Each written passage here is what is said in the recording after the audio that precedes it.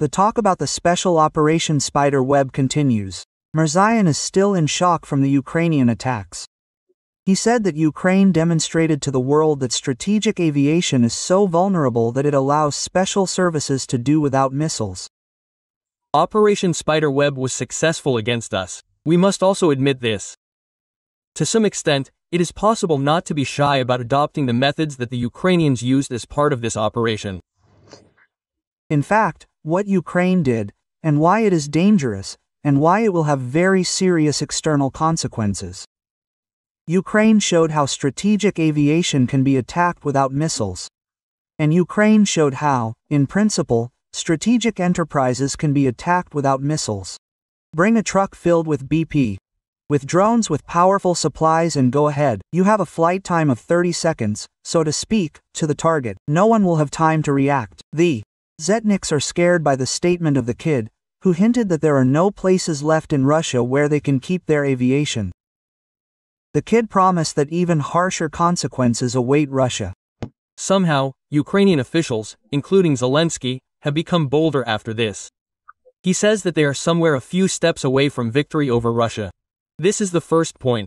And you know, in my opinion, the statement made by the head of the terrorist organization of the SBU, the extremist terrorist, is quite alarming. It is also important to talk about this. Where would we be without it? Because everything needs to be talked about everywhere. This also relates to the conversation about prohibitions. And there, you know, rather alarming, I will tell you again, quote, the SBU will beat the enemy where he considers himself unreachable. We are working to surprise him with new surprises, no less painful than the spiderweb operation. That same Bove reported that Russia cannot resist the raids of Ukrainian drones. He says that no buffer zone will save them, and there is still no solution to combat drones. These air defense systems, that is, air defense systems, means of protection are much more expensive than the means of attack. Drones, which cost several $100s each. And with sufficiently massive Western assistance, they can be slapped together and sent in hundreds every day to various infrastructure facilities, peaceful, civilian, military, all sorts. And this problem, it has not been solved, as we see, well, it has not been solved in any way.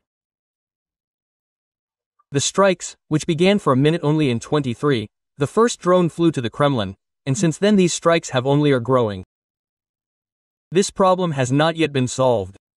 Moreover, I am sure that it will not be solved by creating any buffer zone, because this buffer zone will have to be created up to Poland, up to the border of Poland with Hungary and so on. Z Patriot concluded that Ukraine has found for itself the best method of waging warfare, which causes enormous damage to Russia. Therefore, hence this confidence of the Ukrainian leadership that they have found the method of waging war that is cheap enough for them, but painful enough for us. They will continue, yes, they will continue this method of waging war.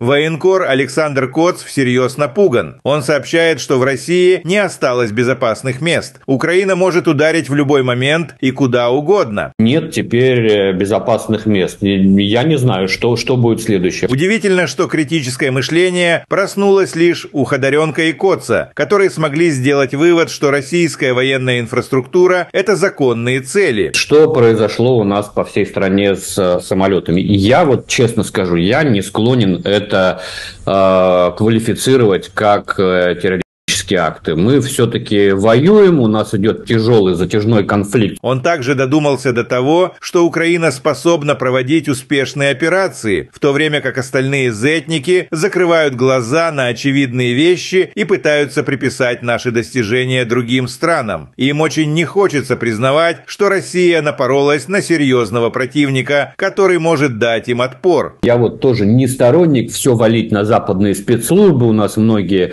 очень уважаемые уважаемые авторитетные эксперты сегодня говорят, это не украинцы сделали, это там Ми-6, это Моссад, это ЦРУ. Слушайте, давайте не будем тоже из нашего противника, тяжелого противника, с которым мы воюем на земле, делать какую-то глупую обезьяну, которая сама без кураторов Ми-6 или Моссада ни на что не способна. Это не так.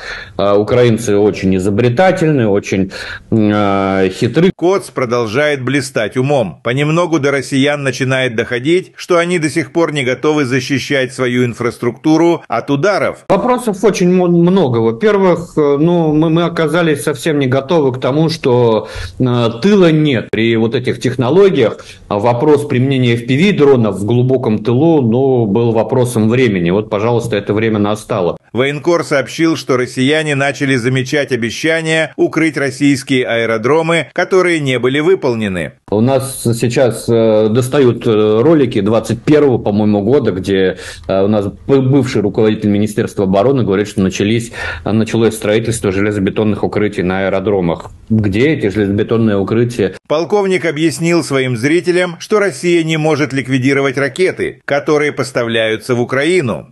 Я легко вам скажу, что надо делать. Эти заводы надо уничтожать. Хоп, и все. Кнопку нажал, баронец, ракета полетела, заводика нет, да? А почему же не уничтожаются? Ведь уже другие ракеты подвозили целыми эшелонами, караванами везли на Украину. И вы нас запытывали, баронец, не лезь по корягу, не виляй хвостом, говори, почему не уничтожаем. Я отвечал честно и прямо.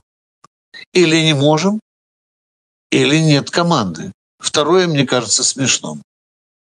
Такого не бывает. Далее Зетник объяснил, что российская разведка и близко не сравнится с украинской. Странно, что в России еще никто не догадался, что российские спецслужбы должны быть заняты раскрытием секретных операций, а не преследованием россиян за плохие высказывания в сторону Путина. Я чрезвычайно уважаю разведку. Я когда-нибудь поговорю, мы можем ее хвалить. Это доблестнейшие люди. Это в какой-то мере для меня разведка такая святая структура. Но ведь прокол уже вагон и маленькая тележка, да?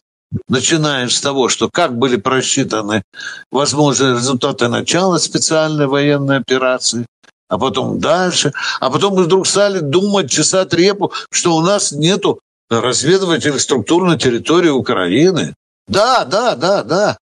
А тут, в России, как в шею бездомной собаки, этих вот самых разведчиков, завербованных специальной службой безпеки Украины. Это же правда. Согласитесь, что тут Украина очень сильно постаралась, а теперь мы волосы на голове рвем.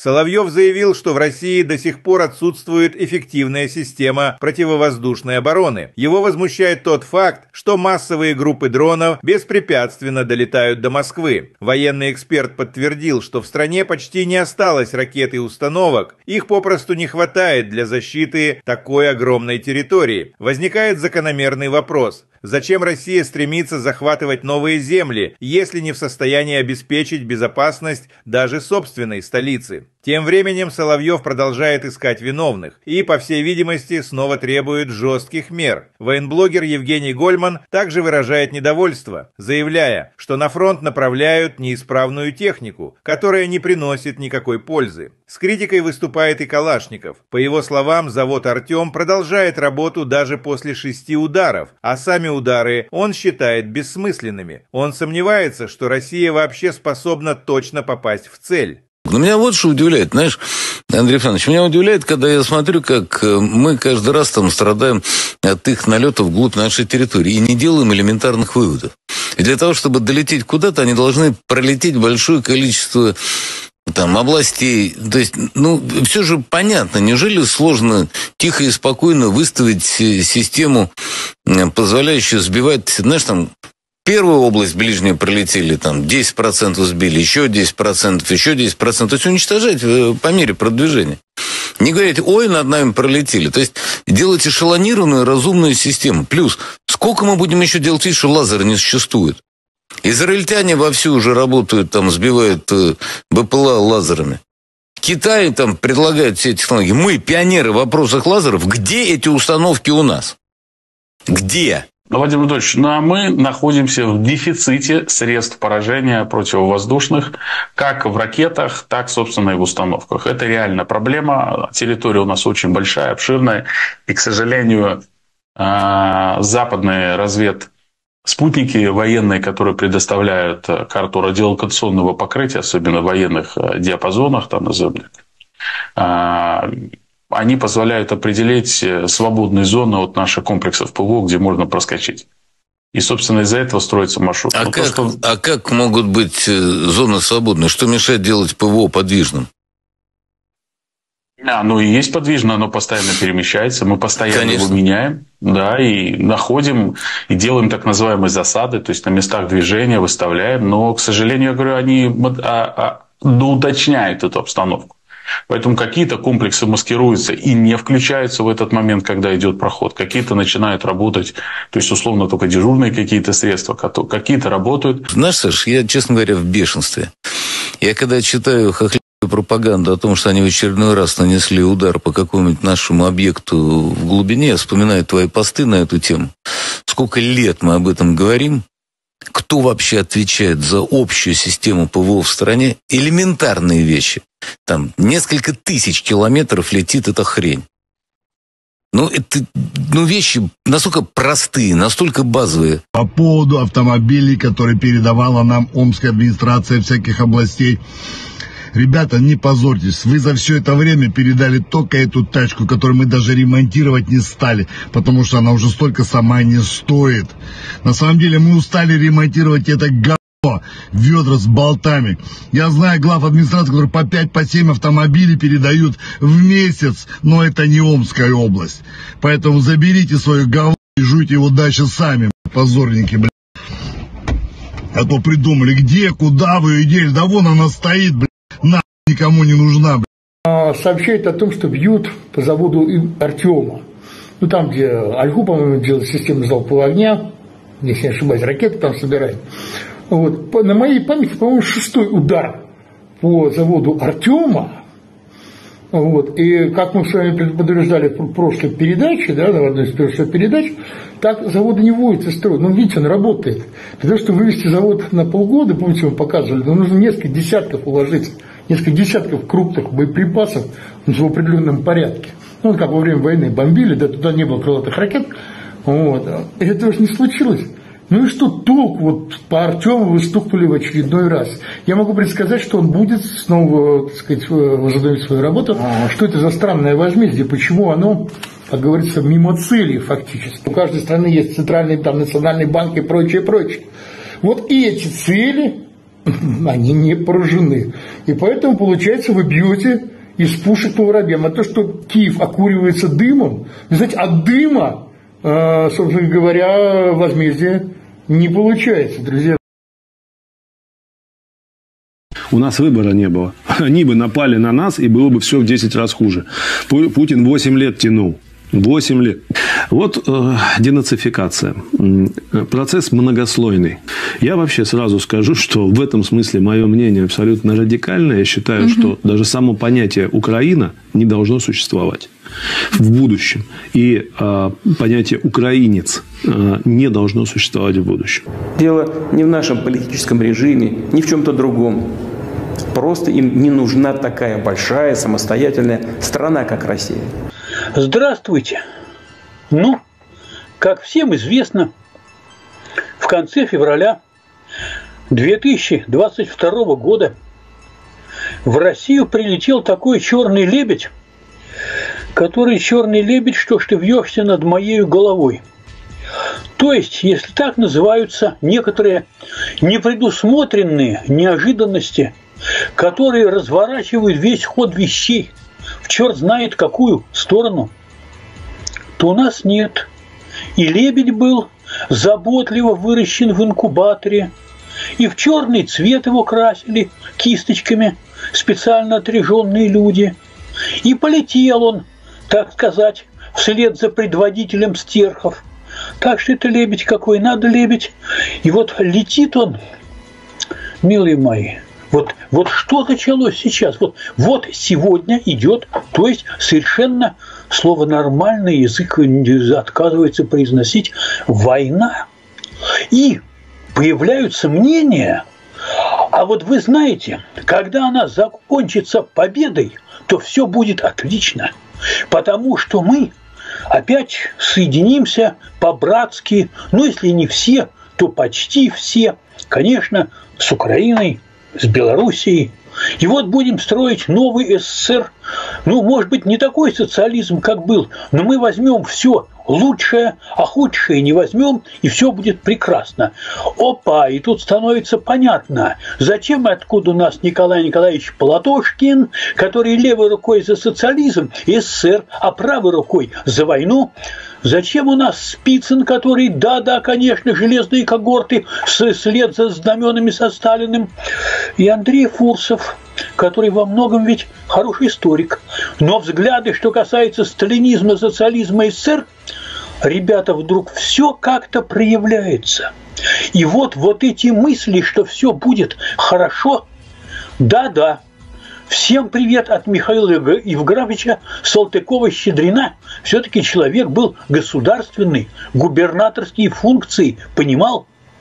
И даже находились горячие умы, предрекавшие расцвет искусств под присмотром квартальных надзирателей. Так что все будет хорошо. И у нас что будет? Опять границы, железный занавес по этим границам, цензура, единомыслие. Ну, житье будет, конечно, скудноватое. Мы импорта заменим, своим чужое уже заменяли. И вот за этим самым железным занавесом радостно. И тогда начинают возникать какие-то возражения насчет фашизма. Но про фашизм мы еще погодим про фашизм, потому что мы поговорим про перспективы. Два слова про наши лучезарные перспективы. Отмечалось, что ежели России не помогла нефть по $100, потому что все равно все разворовывалось, все вывозилось, плитками мастилась Москва за годом год ежегодно, а в результате больниц делалось меньше, школьные программы скудные, ну и так далее, то, похоже, уже ничего не поможет. Вы понимаете, если мы взглянем, вы знаете, вот маленькая выборка, простите за маленькую выборку, вот страны, площадь в квадратных километрах. Россия 17 миллионов 125 тысяч. То есть осталось почти все от Советского Союза, который был 21 миллион с чем-то, но Российская империя достигала 22, там, понимаете, Финляндия, Польша отвалилась, 17 миллионов 125, понимаете, тысяч, да вы что? Вот, а Америка 9 миллионов 525, Китай 9 миллионов 599 тысяч километров. То есть Россия по площади в 2 раза почти больше хоть Америки, хоть Китая, и хоть она практически равна им обоим вместе взятым. То есть земли у нас дофига. По численности населения на этой земле у нас немного хуже. И продолжает делаться еще хуже. Потому что если в Китае на своей земле, ну, цифры округлены, 1 400 000 000 человек, Америка 333, допустим, миллиона человек, Россия 146 миллионов. Это мы считаем как бы официально. И получается, что население России в 10 раз меньше китайского или в 2,5 раза меньше американского. Это уже некоторые трудности в конкуренции. При этом плотность населения, то есть то, что называлось в Третьем рейхе, простите, жизненное пространство. Ну, для понятности, чтобы было где жить, где селиться потомкам, которых станет больше, где хозяйствовать. Вот в Китае на квадратный километр 140 человек, в Америке 32 человека, а в России 8,5 человек на квадратный километр.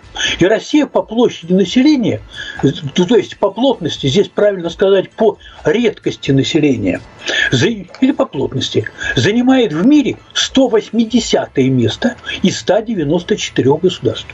То есть Россия заселена очень редко на своей огромной площади. Это означает, народу мало, есть куда размножаться, не размножается, уменьшается.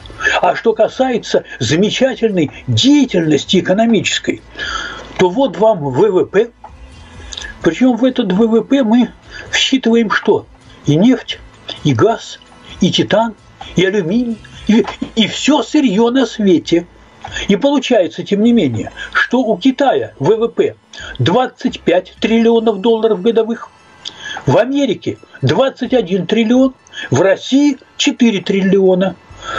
Это получается во сколько? В 6 раз меньше китайского, да?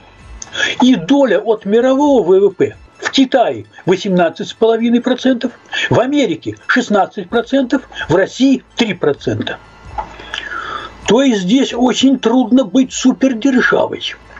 То есть, понимаете ли, вот если по площади, то запросто, а по всему остальному, а вот что касается научной мысли, которая не дремлет. Подается заявок на патенты. Это, по-моему, на 2020 год. В Китае это было 1 330 000 заявок в год, или 40% от всех мировых. Китай, то есть это Китай. Америка 522 000 заявок на патенты в год, или 16%. Россия 29 000, или 0,9%. Это получается в 45 раз меньше, чем в Китае, или почти в 20 раз меньше, чем в Америке. Вы о чем говорите? Это с такими данными будем строить социализм. А это нефть была, я повторяю, по $100. И сколько газ стоил, и сколько все остальное. И все это все прекрасно знают.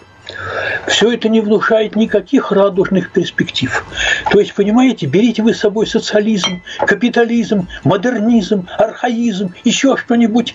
Не получается, вы понимаете, не получается. Вот почему не получается и как это может быть связано с фашизмом, это момент очень интересный. Оно ведь шло как? Оно шло очень просто. С самого начала, смотрите у нас, простите, что я опять с самого начала, очень коротенько. Если мы возьмем конец 91-го года, начало 92-го года, какие были силы, которые стремились вперед по той дороге, которая была проложена? Бандиты, которые желали обогащения любыми средствами. Красные директора, партийная номенклатура, которые желали приватизировать. Это определенный сигнал, который они посылают, что как бы они будут и дальше пытаться сопротивляться. К сожалению, западные поставки беспилотников поставлены на поток элементов, компонентов. Какой Украины? Вы о чем? Нашей? Нет у вас никакой Украины. А что-то у нас с вами нету никакой Украины? У вас нет. Есть. Вы на наших землях торчите. Вам же сказал, при чем тут? Ленберг. Ленберг. Даже Соловьев уже не пытается сохранить лицо и прямо говорит о том, что их страна оказалась не готова к такой угрозе со стороны Украины. Его поражает, что на 4-м году войны дроны ВСУ с легкостью поражают их военные объекты, пролетая сотни километров. Андрей Александрович, меня удивляет, когда я смотрю, как мы каждый раз там страдаем от их налетов вглубь нашей территории и не делаем элементарных выводов. И для того, чтобы долететь куда-то, они должны пролететь большое количество там областей. То есть, все же понятно. Неужели сложно тихо и спокойно выставить систему, позволяющую сбивать, знаешь, там, первую область ближнюю пролетели, там, 10% сбили, еще 10%, еще 10%. То есть, уничтожать по мере продвижения. Не говорить, ой, над нами пролетели. То есть, делать эшелонированную, разумную систему. Плюс, сколько мы будем еще делать вид, что лазер не существует? Израильтяне вовсю уже работают, там, сбивают БПЛА лазерами. Китай там предлагает все технологии. Мы, пионеры в вопросах лазеров. Где эти установки у нас? Где? Военный эксперт Андрей Клинцевич признал, что Россия находится в дефиците противовоздушных средств поражения. И все это из-за того, что у них слишком большая территория. Очень хороший вопрос. Владимир Владимирович, мы находимся в дефиците средств поражения противовоздушных, как в ракетах, так, собственно, и в установках. Это реальная проблема. Территория у нас очень большая, обширная. И, к сожалению, западные Спутники военные, которые предоставляют карту радиолокационного покрытия, особенно в военных диапазонах, там назовем, они позволяют определить свободные зоны от наших комплексов ПВО, где можно проскочить. И, собственно, из-за этого строится маршрут. То есть эти люди грозили всему Западу войной, а теперь признают, что они не могут справиться даже с Украиной. А как могут быть зоны свободные? Что мешает делать ПВО подвижным? Оно и есть подвижно, оно постоянно перемещается, мы постоянно его меняем, да, и находим, и делаем так называемые засады, то есть на местах движения выставляем, но, к сожалению, я говорю, они доуточняют эту обстановку. Поэтому какие-то комплексы маскируются и не включаются в этот момент, когда идет проход. Какие-то начинают работать, то есть условно только дежурные какие-то средства, какие-то работают. Наше ПВО, оно лучшее в мире. Оно глубоко эшелонировано. С земли ударные звенья боевых вертолетов и их воздушного проводника прикрывают панцири, которые контролируют всю воздушную обстановку и точно знают, свой в небе или чужой. Спустя столько лет Соловьев все еще ищет виноватых в том, что страна так и не выстроила общую систему ПВО, из-за чего дроны могут пролететь тысячи километров и поражать важнейшие военные объекты. Знаешь, Саш, я, честно говоря, в бешенстве.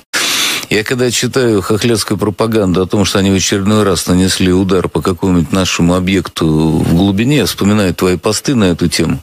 Сколько лет мы об этом говорим? Кто вообще отвечает за общую систему ПВО в стране? Элементарные вещи. Там несколько тысяч километров летит эта хрень. Это вещи настолько простые, настолько базовые. И, видимо, Соловьева настолько это разозлило, что он решил сам послужить родине. И если очень надо, то он, конечно же, пойдет на фронт. Кстати, если что, я готов. Если надо, вот прям хоть сейчас, в свободное от эфира время, готов послужить родине в любом качестве.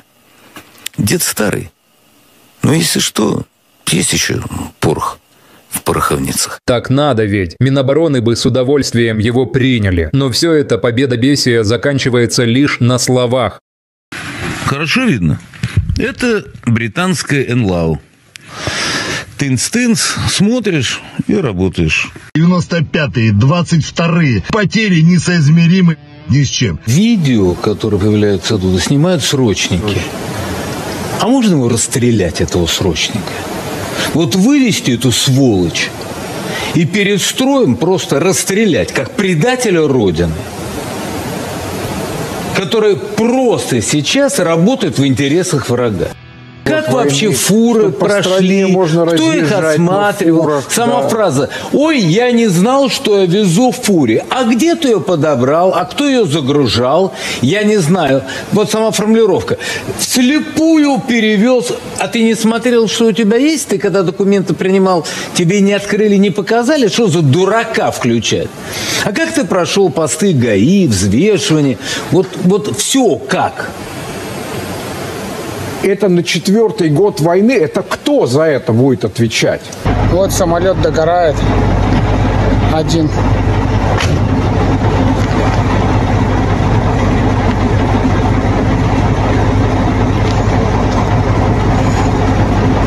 И таких еще 7 штук. Сейчас водой заправлюсь, поеду еще один самолет дотушивать. Марк Хертлинг, бывший американский военный с почти полумиллионной аудиторией. Координированная и синхронизированная атака, которая, судя по всему, уничтожила значительную часть российского авиапарка, базировавшегося в более чем 4000 километров от линии фронта, демонстрирует: у Украины бесспорно много козырей в рукаве. США должны немедленно ускорить принятие законопроекта Блументаля Грэма и вернуться к полной поддержке Украины. Получился, в общем, такой вот Перл-Харбор на самом деле. Результат достаточно позорный. Работает враг артистично очень, действительно, так сказать, посмотрите, да ведь враг бьет не только по престижу. Он вызывает деморализацию, замешательства. Республиканец Дон Бейкон Путин посеял ветер, теперь жнет бурю. Рубен Брекельманс, министр обороны Нидерландов. Украина неоднократно удивляла нас за последние 3 года. Вот несколько примеров. Потопление Москвы 2022 года, Курск 2024 года и теперь атака дронами на российские бомбардировщики. Давайте будем продолжать поддержку. Можно не сомневаться, Украина еще не раз нас удивит. Нас продают, предают. Нам показали, что мы беспомощны. Брайан Красенштайн, политический комментатор с почти миллионной аудиторией. Украина только что совершила одну из самых дерзких атак в современной военной истории. Это потрясающий пример тайной военной изобретательности. Украина нанесла удар по 41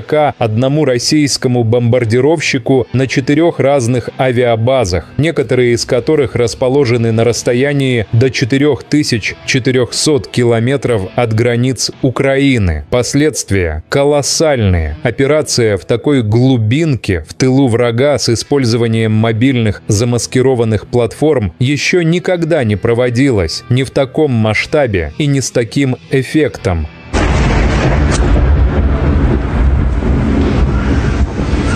Этот дрон летел. Мы все лохи. Лох — это не любитель омского хоккея. Лох — это по жизни.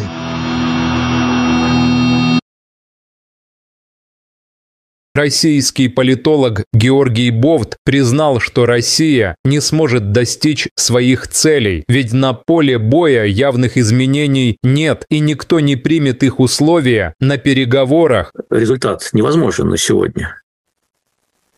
Ну, что пыжиться-то? И что изображать какое-то, так сказать, серьезное выражение лица и делать вид, что вот-вот этот результат будет достигнут. Он невозможен, потому что переговорные позиции сторон непримиримы, они несовместимы, и нет пока никаких перспектив для того, чтобы найти там какой-то компромисс.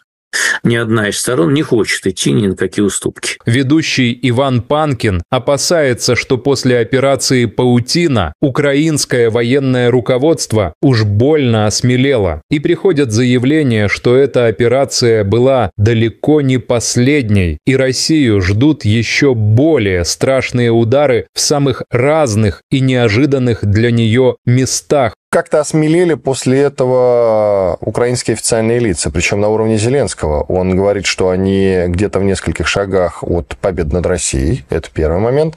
И, вы знаете, довольно тревожно, на мой взгляд, заявление сделал и глава террористического объединения СБУ Малюк, террорист-экстремист. Тоже важно это проговорить, куда же без этого. Потому что вот все везде надо проговаривать. А там, вы знаете, довольно... Тревожно, еще расскажу, цитата. «СБУ будет избивать врага там, где он считает себя недостижимым. Мы работаем над тем, чтобы удивить его новыми сюрпризами, не менее болезненными, чем операция «Паутина», та самая». Говорит ли это о том, что они еще раз попытаются что-то такое провернуть, несмотря на то, что Штаты, очевидно, сказали им, что так делать нехорошо? На что Бовт ответил, что их главное преимущество в виде огромной территории теперь стало их главным недостатком, ведь ее просто невозможно прикрыть средствами ПВО. Проблема в том, что современная война выявила одно неприятное обстоятельство. Наша территория огромная, которая в течение многих веков была главным стратегическим преимуществом России, стала главным ее стратегическим недостатком. Потому что ее всю нельзя прикрыть средствами ПВО, как выяснилось. Бовт добавил, что Украина нашла дешевый и более эффективный способ нанесения ударов по противнику, из-за чего они несут огромные убытки в самых разных сферах. Ведь в отличие от средств защиты, дроны производятся за несколько сотен долларов, и никто в России не знает, что с этим делать. Более того, эти средства ПВО, средства защиты гораздо дороже, чем средства нападения. Дроны, которые стоят там несколько сотен долларов каждый, а при достаточно массированной западной помощи их можно наклепать и сотнями посылать каждый день. по разным объектам инфраструктурным, мирным, гражданским, военным, всяким. И вот эта проблема, она не решена, как мы видим. Ну, практически никак не решена. Удары, которые начались, на минуточку, всего лишь в 23-м году, прилетел первый дрон на Кремль, с тех пор эти удары только наращиваются. И эта проблема до сих пор не решена. Более того, я уверен, что ее не решите созданием никакой буферной зоны, потому что эту буферную зону надо будет создавать до Польши, до границы Польши, с Венгрией там, и так далее. Вот, поэтому отсюда вот эта вот уверенность украинского руководства в том, что они нащупали тот метод ведения войны, который для них достаточно дешев, а для нас достаточно болезненный. Ну, огромные убытки несет гражданская авиация.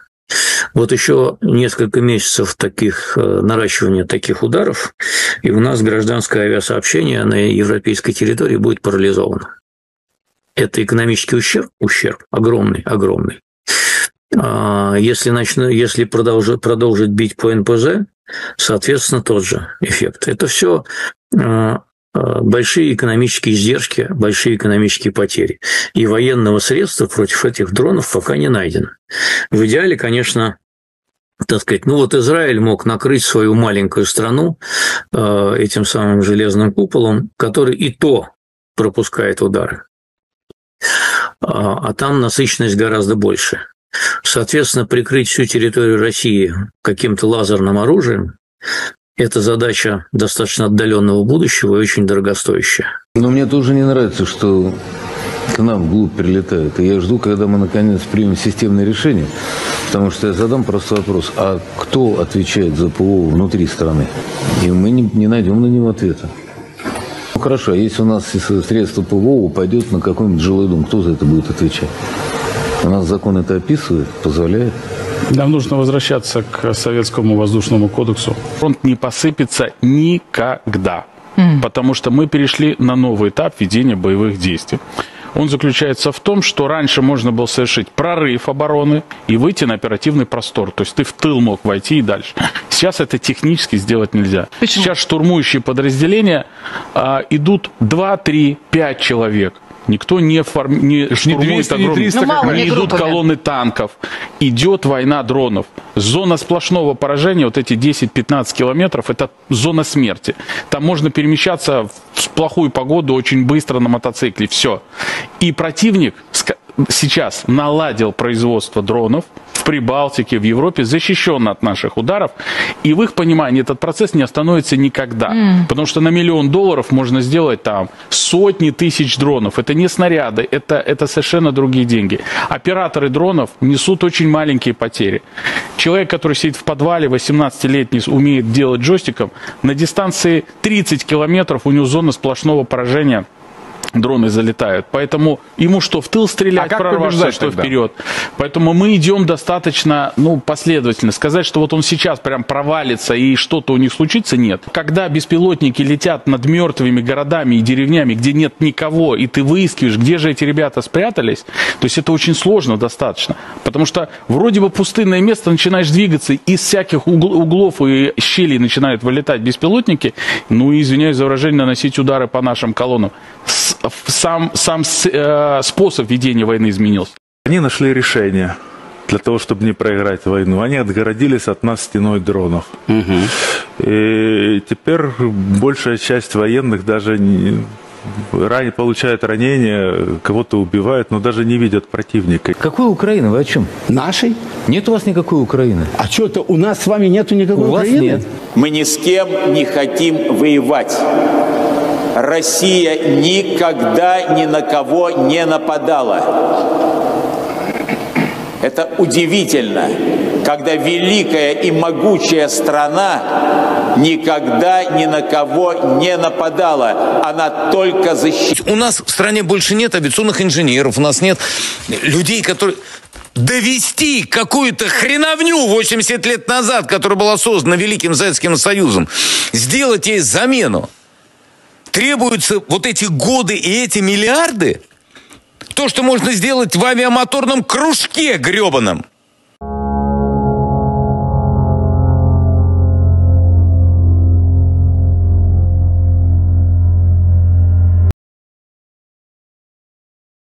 Chaos broke out in the studio after Sarukhanov's question. Does anyone really hope that aid to Ukraine will be cancelled? What do you think will happen next? Are there really any optimists in this studio who think that America will not extend this military aid package or provide a new one? In general, will abandon Ukraine and not help it? Does anyone really think so? Are there any such ideas? Yes, please. Is it really possible that Boris is just wondering what kind of aid there will be? You are absolutely right. Sarukhanov tried to convince everyone that aid to Ukraine will not stop. After all, the US still provides intelligence data, and no one will even think of cutting this aid. Nevertheless, I remind you, the HIMARS fly reconnaissance. The data is still being loaded into these HIMARS, into these installations, by those very same NATO guys who are either on vacation or with some special assignment in the territory of the SVO, or they were fired yesterday with some retroactive effect, and so on. But nevertheless, all the intelligence that Ukraine receives today, it receives from those very same Western partners. They have not radically reduced anything there. That is, and still this is a factor in their opposition to Russia. Therefore, there is no need, again, to put on rose-colored glasses here. Earlier, propagandists were shouting that Ukraine alone would not be enough for them, that they need to seize all of Europe, and now they are beginning to understand that in more than 3 years they have not achieved their main goal. Now they are frightened by the fact that they have a chance to meet NATO face to face one day. But, Roman, there is a truly frightening moment in this whole story. Trump is a boxer, he is somewhere over the Atlantic and the move is poor. We will always come to an agreement with him. Moreover, there is this positive track today internally. Yes, we communicate with them. This is not the stubborn Biden administration, but there is another monkey with a grenade, which is arming, arming and arming. These are the Europeans. They are really going to fight with us at least by 2030, because you can see how they are rearming, what budgets they are laying down, how their economy is gradually getting on a war footing. Bobbian made it clear to Sarukhanov that he should not underestimate and try to ridicule the leaders of NATO countries. Russia is already at the bottom, and the Zetniks can only ask questions. What should we do? That is, these are not politicians, these are not managers, these are some kind of bad managers who cannot be trusted with just a cart, you know, from the supermarket. I understand all this perfectly well, but these are the bad managers who you can't trust with a cart. One works as NATO Secretary General, another works as German Chancellor, a third works as British Prime Minister, a fourth works as French President, a fifth sits out overseas working as US President. And what to do with all this now? Sarukhanov is worried that Russia will soon cross the line, and Europe will stop warning them about anything. NATO countries will strike. I am still worried, and my colleagues have rightly noted that a certain military crisis is brewing in the Baltic, that they are already still latently threatening us that our ships will not pass there and so on, that the blockade of Kaliningrad is real, of course, and our officials are talking about it. He sang another fairy tale about how Russia allegedly does not want to fight. They simply have no choice. The question is, how far will this monkey with a grenade go? What should we do? Because we don't want to fight. But the question is that it looks like we're not being left with a choice. The colonel believes that a plant is being set up in Ukraine to assemble Taurus missiles. He says that the Germans will only supply spare parts for them, so the missiles will be considered Ukrainian. The Germans have made a clever move. The British, apparently, suggested, no, we won't have missiles on the net. But they're only bringing components. And they'll be assembling them, according to unofficial data. You also sometimes operate unofficially. While a plant is already being set up where Ukrainians will assemble them, of course, with the help of the Germans, they'll be assembling Taurus missiles on Ukrainian territory. And now you can't say that these are German missiles. They just sold the components, the spare parts were sold. Elements, systems, whatever you want. And the blocks. So how can you prove it now? Another blow to the Kremlin's pride. Hungarian Prime Minister Viktor Orban said that Russia is too weak to threaten Europe. And no one is even trying to argue with this statement anymore. Russian experts admit that they have been unable to cope with Ukraine for 4 years now, and any talk of attacking NATO looks absurd. Political scientist Vadim Trukachev said that Orban is right and Russia really would not withstand a large-scale conflict with Europe. At the same time, he tried to justify himself by saying that Moscow had no intention of attacking anyone. Let's talk about Orban. It is believed, as they write again on the internet, that he is our elephant in Europe on par with the same Fico and, perhaps, even with Ulucic. Well, yes, you already understand what I'm getting at, and I'll explain for the audience. Viktor Orban, Prime Minister of Hungary. Well, it is believed that he maintains neutrality, and this is how European politicians should be. It may be so, but not long ago he surprised us with his statement to the French media. In general terms, what he said was this: I am not afraid that the war in Ukraine will spread to the rest of the world, because the Russians, well, are too weak for that. They can't even defeat Ukraine, so they won't be able to attack NATO. Quote, in Ukraine, first there needs to be a ceasefire, then peace. Neither the Europeans nor the Ukrainians will be able to come to an agreement with the Russians. Russia needs to make an agreement with the United States. A direct conflict with Russia is not at all what Hungary or the European Union needs. What he said is not the most pleasant words for us, that Russia is too weak, but he is right. Yes, we are not here to attack Europe. We are weak, of course. We don't need that. Why, strictly speaking, should we attack Europe? Yes, something that cannot, they say, even defeat Ukraine, but this is what we talked about, in the first part. By victory, we mean a very rapid advance to the west. Well, strictly speaking, here Orbit confirmed what I am talking about. Yes, until Russia liberates Kharkov, Zaporozhye, they will think that we are weak enough, just to draw a conclusion from this. Orban run to these are the core confrontations of the European Union in recent years that are made different, yes. The organ, believes that if Russia is not so strong, then it is quite possible to negotiate with it. RUT believes that since Russia is not very strong, it is NATO. A similar position is held by Perebeshchak Mikhailo Nufrienko, who added that Russia has not achieved any of the key goals, including being unable to disable Ukraine's energy infrastructure. We have been destroying the enemy's energy structure for 3 seasons in a row. Have we destroyed it? No, there is even electricity in Kyiv. Not only in Kyiv, by the way. Yes, it is everywhere. He admitted that the strikes were ineffective, because they prefer not to strike at the enemy's logistics, but try to ruin the lives of the civilian population. We understand that the military-industrial complex enterprises and everything related to the war are supplied with electricity first. The population will be disconnected from electricity first. If something happens, the strikes that were carried out satisfied you for 20 seconds. There were strikes today too. Well, last night, 20 seconds short. I have no explanation for why we prefer to strike at the enemy's energy structure, and not at the enemy's logistics across the Dnieper. I have no answer for the 3rd year. The 4th, that the analytics that are provided, they seek to justify the current state of affairs. There are no safe places now. I don't know what will happen next. A difficult protracted conflict with a very serious enemy. Russian television continues to admire Operation Web and is no longer embarrassed to admit that it was a complete failure for them. ZTV Venkor Alexander Kotso said that the strikes on their airfields cannot be called terrorist attacks, because they are military targets. What happened to our planes all over the country? I'll be honest, I'm not inclined to classify this as terrorist attacks. We are at war, after all. We are in a difficult protracted conflict with a very serious enemy. I'm not talking about the collective West now, I'm talking about the Ukrainians in their pure form, but because they are a very dangerous, cunning, inventive and insidious enemy. I'm also not a supporter of blaming everything on Western intelligence agencies. Many of our highly respected authoritative experts today say, it wasn't the Ukrainians who did this, it was Misha there, it was the SAD, it was the CIA.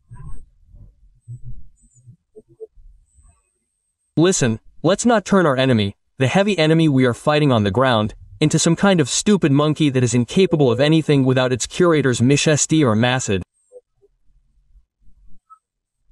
That's not true, and the Ukrainians are very inventive, very, cunning, as I already said, some planes that we no longer make, well, like the Tu-95, for example. Yes, the idea itself, the execution itself, it seems to me, is purely Ukrainian. And I would still say that this is sabotage, not a terrorist attack, because we are fighting, and they attack military airfields, not civilian ones. What happened in terms of execution? Yes, we see this, very, painstakingly prepared in conspiracy theories, conditionally conspiracy theories, sabotage, when, in a filmed warehouse, they prepared several trucks, which loaded up portable trailers, yes, in the roof of which devices were mounted, in which there were all the front-facing drones, controlled via cellular internet through GSM modules. There are a lot of questions. Firstly, well, we turned out to be completely unprepared for the fact that there is no rear with these technologies. The question of using FPV drones in the deep rear, but it was a matter of time. Here you go, this time has come. The question that we have also been discussing, but I don't know how many years. The question of protecting our aircraft at airfields. The question of physical protection. We are now getting videos from, I think, 2021, where our former head of the Ministry of Defense says that the construction of reinforced concrete shelters at airfields has begun. Where these reinforced concrete shelters are, is unclear. There are no safe places now. I don't know what will happen next. Maybe there will be a submarine base in Kamchatka, nuclear submarines, or in Vedevo, yes, in the Northern Fleet. Anything at all. Or launches or silos, launch silos there for our strategic nuclear forces. I don't know what will happen next. The question is again about the work of agents, when such a, well, whole organization, yes, a covert one, operates in Russia. Why hasn't it been exposed? There are, of course, many questions about this. Surukhanov tried to convince everyone that support for Ukraine would not stop. The US continues to share intelligence data. Previously, propagandists claimed that Ukraine alone was not enough for them, they needed all of Europe. Now, having realized that they have not achieved their goals in more than 3 years, they are frightened by the prospect of a direct clash with NATO. Babian reminded Surukhanov that laughing at the leaders of NATO countries is stupid. Russia is at a dead end, and the Zetniks are left with only questions about what to do now. Surukhanov is worried that Russia may cross the line, after which Europe will stop warning and launch a surprise attack. He repeated again, allegedly, Russia does not want war, it simply has no other choice. The colonel said that Taurus missiles are being prepared in Ukraine. Allegedly the Germans will only transfer components, which means that the missiles will be considered Ukrainian.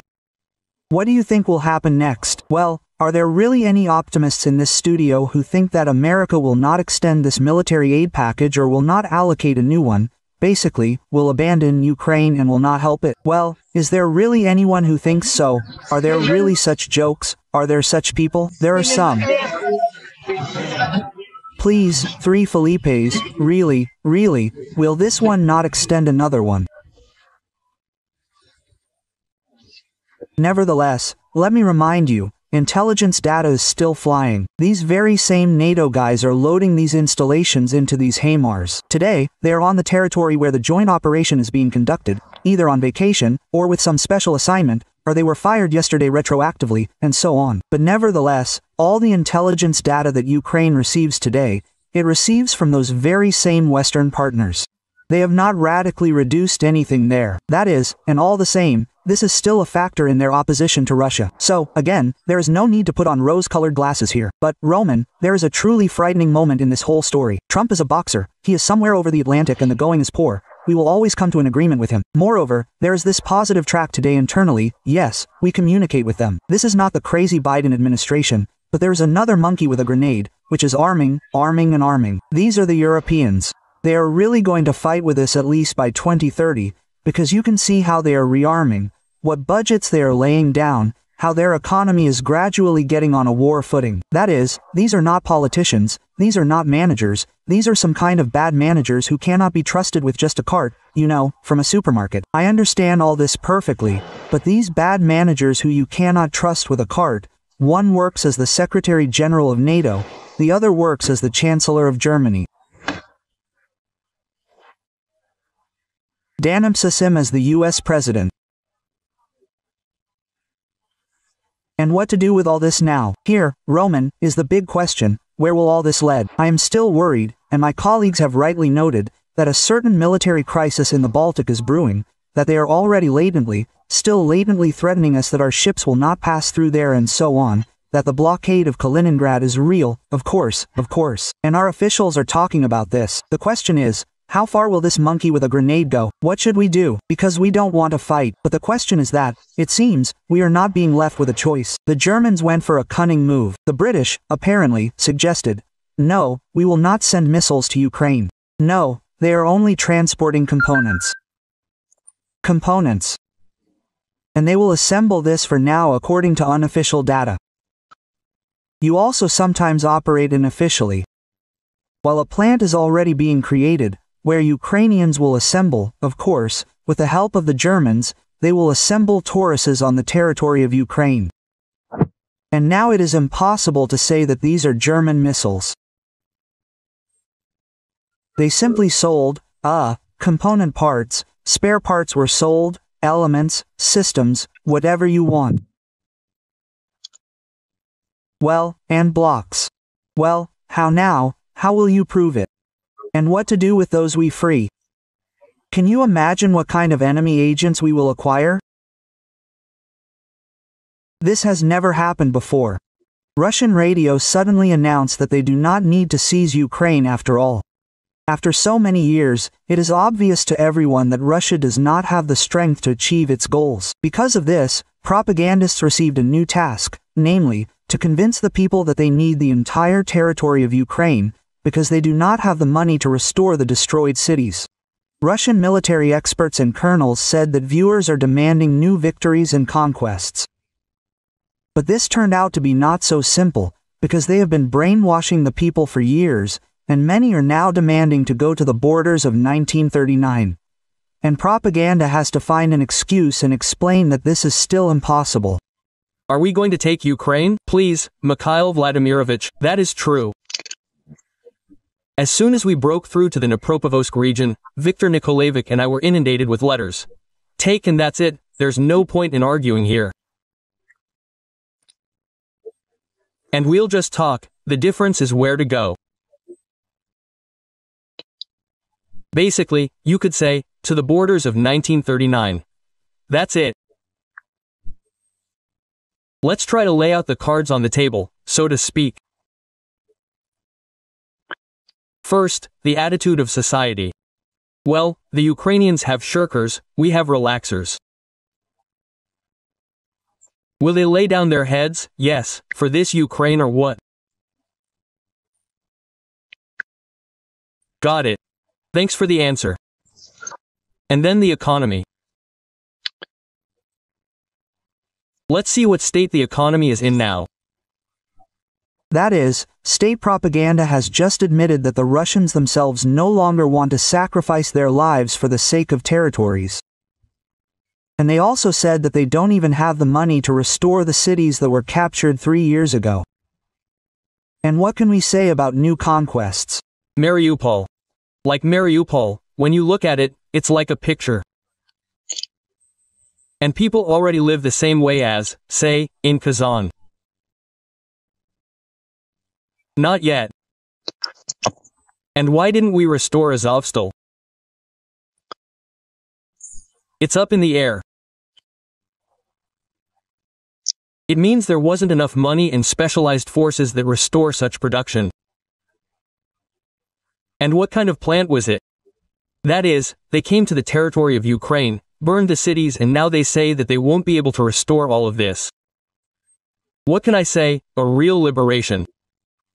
Earlier, they assured that Russia would restore everything and it would be even better than before. Come on, you have to look at the ruins. Remember the ruins of Stalingrad, look at the ruins of Minsk. You understand, when it is necessary, there is nothing left. My grandfather told me, he says, have never seen anything like this. Because when it is necessary to liberate the land, we must liberate it, and we will restore and regret it later. But now no one is even trying to save face. And if, for example, we really push through somewhere into the boulder, take Kharkiv, Dnipropetrovsk, Nikolaev, I won't even mention Odessa yet. There is nothing to restore there. What money? The belly button will not come undone. Has anyone thought about this? No, and that is a question. But now they don't need Kharkiv and Dnipro. After all, there is no point in leaving the ruins. Our president said that we need to take all of Ukraine. He hasn't said what yet. About the security strip or line. And what to do with those we liberate. Can you imagine what kind of enemy agents we will immediately acquire? And what will happen? So that is a question. It is simply amazing. In the 4th year of the war, they still haven't figured out what to do with the so-called liberated Ukrainians. And now they are not brothers, but potential enemies for all of Russia. There is a wonderful idea of building a temple of the armed forces of Russia. And I absolutely support this idea, because the temple will be built by the 75th anniversary of the victory. I am sure that this important, grandiose project of building the main temple of the armed forces of Russia will definitely be implemented as a large national people's project. As a retired colonel, I fully support the initiative that arose within the walls of the Ministry of Defense and personally from the Minister of Defense Sergei Kozhagatovich Shoigu on the construction of the main temple of the Ministry of Defense of all military personnel on the territory of the Moscow region in Patriot Park. We are talking about the construction of the main temple of the armed forces of the Russian Federation in Patriot Park. I fully support this. I support it, including as a person who was related to the armed forces, wore the uniform. The temple that is planned to be built now by the whole world is primarily associated with the Great Patriotic War. But in general, this is a temple to our entire army. Building a temple has always been considered a sacred cause in Rus, and it is doubly sacred when it comes to our army, to people who are ready to sacrifice their lives, to shed blood for our fatherland. A wonderful idea to build a temple to the Russian army. A new initiative has appeared. Defense Minister Sergei Shoigu called on everyone to support the initiative to build a temple on the territory of the park. All this is done with voluntary donations, that is, with our money, with the money of those people who want to invest in this truly good cause. The Ministry of Defense, in my opinion, has done, perhaps, the main thing that has been missing over the past few years. I mean the beginning of the construction of a temple in the Patriot Park near Moscow, a temple dedicated to the entire Russian Christ-loving army. And I call on everyone who understands the meaning of this to take part in this. And I myself want to contribute to this common pot, to this common piggy bank for the construction of the temple. And in Patriot Park 500,000 rubles. I urge everyone to do as much as possible, within their capabilities, but with a pure soul. Russians have collected almost 2 billion rubles for the construction of the Temple of the Armed Forces. It is being built in Kubinka near Moscow with public money. Weapons that will become building materials. The military showed the captured arsenal of the Great Patriotic War, which will be used in the construction of the main temple of the armed forces. Yes, Sergei Shoigu himself said this, right? He said that captured German equipment from the Great Patriotic War has found a use in the armed forces. They will cast the very ordinary steps of the Ministry of Defense Temple, which is currently being built in Patriot Park. All parishioners of the main temple of the Russian armed forces will trample the captured weapons of the Third Reich underfoot. It is from them that the wonderful steps and the front porch will be cast. The weapons created by the Wehrmacht to defeat the USSR eventually became trophies for the Red Army. This entire arsenal will be melted down and then used to build the country's main military temple in Patriot Park. Construction of the main church of the Russian armed forces is underway in Kubinka near Moscow. The cross will rise to a height of 100 meters. The majestic temple is being built with public donations, and it will open its doors on the day of the 75th anniversary of the Great Victory. Vladimir Putin took part in the ceremony of consecrating the foundation stone of the main temple of the Russian armed forces. The service was held by His Holiness Patriarch Kirill of Moscow and all Rus. The construction will be completed in 2020, the 75th anniversary of the victory over fascism. Your Eminences, most reverend lords, fathers, brothers and sisters, we have accomplished deeds that will be inscribed in the history of the Russian armed forces and that will be inscribed in the history of our fatherland.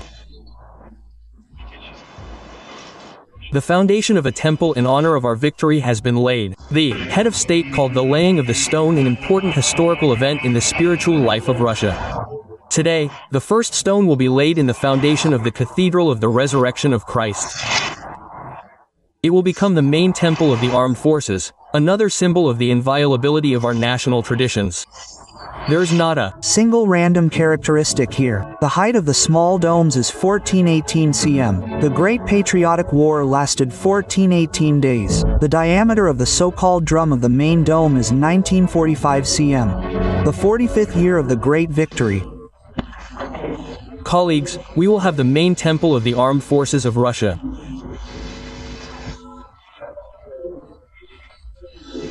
I hope, colleagues, by the 75th anniversary of the victory in the Great Patriotic War, we will complete this construction, and we will have the main temple of the armed forces of Russia. Friends, hello to all.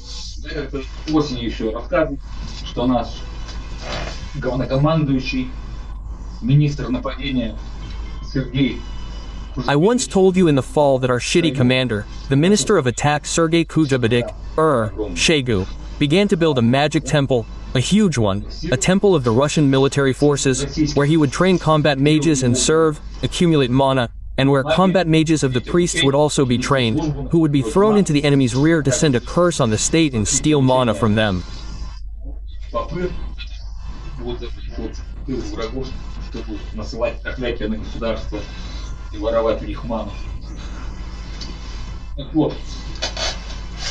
So, some details about this magical structure, the Universal Temple of the Russian Federation, have surfaced. In general, they decided to cast the steps to this temple from captured Wehrmacht equipment. From tanks of armored vehicles. Maybe planes will go there too.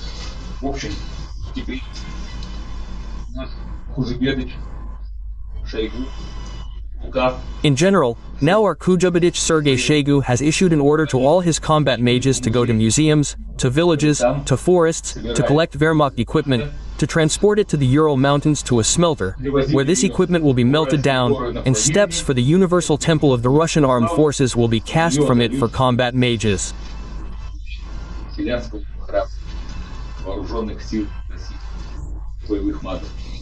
Well, accordingly, this is the first step of the step from Wehrmacht equipment. Then they, Kujabadich, will send their combat mages to the forest, where the battles of the Great Patriotic War took place, will make them dig up skeletons, skeletons of Wehrmacht soldiers. These bones, skeletons of Wehrmacht soldiers, they want to cover the floor with, well, like parquet. Well, and the walls, naturally, to be inlaid with the skulls of Wehrmacht soldiers. Well, because this gives mana, gives fighting spirit to our Orthodox, there are none there, who are bringing the Russian world to Syria. That's it. Well, and for complete patriotism, I would suggest hanging a plaque with the US national debt in the temple, well, on the main wall above the icons.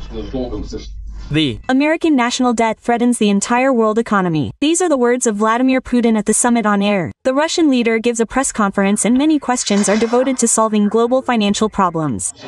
Look at the national debt of the United States. It is higher than the country's GDP has already become. This is generally a very alarming thing. This is an alarming signal. And because everyone knows that the US national debt directly adds plus 100 to patriotism and fighting spirit. And you immediately want to give everyone the Russian world, put wooden toilets everywhere and crush all the geese and apples. Well, Polish, there, rotten European ones, yes, in which there is a troublemaker gene, which is.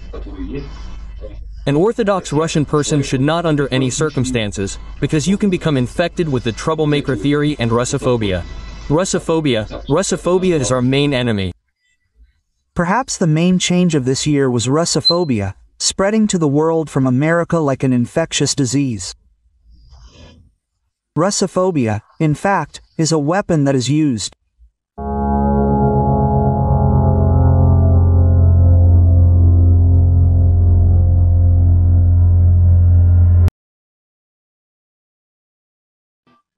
They say guns instead of butter are bad.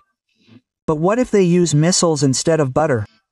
Or the story of how they ran out of a lot of butter there. Putin is rebuilding himself into the positions of the Golden Horde or Khan Kuchum. Well, what can you say?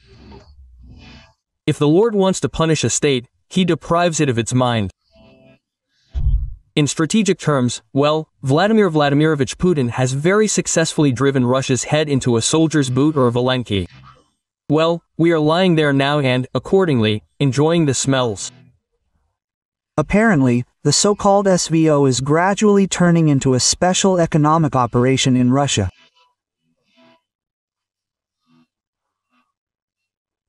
In January to April, food production in Russia fell significantly for the first time compared to 2021. In annual terms, the indicators for the so-called Big Food 3 are 32.3% lower for sugar, 15.5% lower for butter, and 7.8% lower for flour.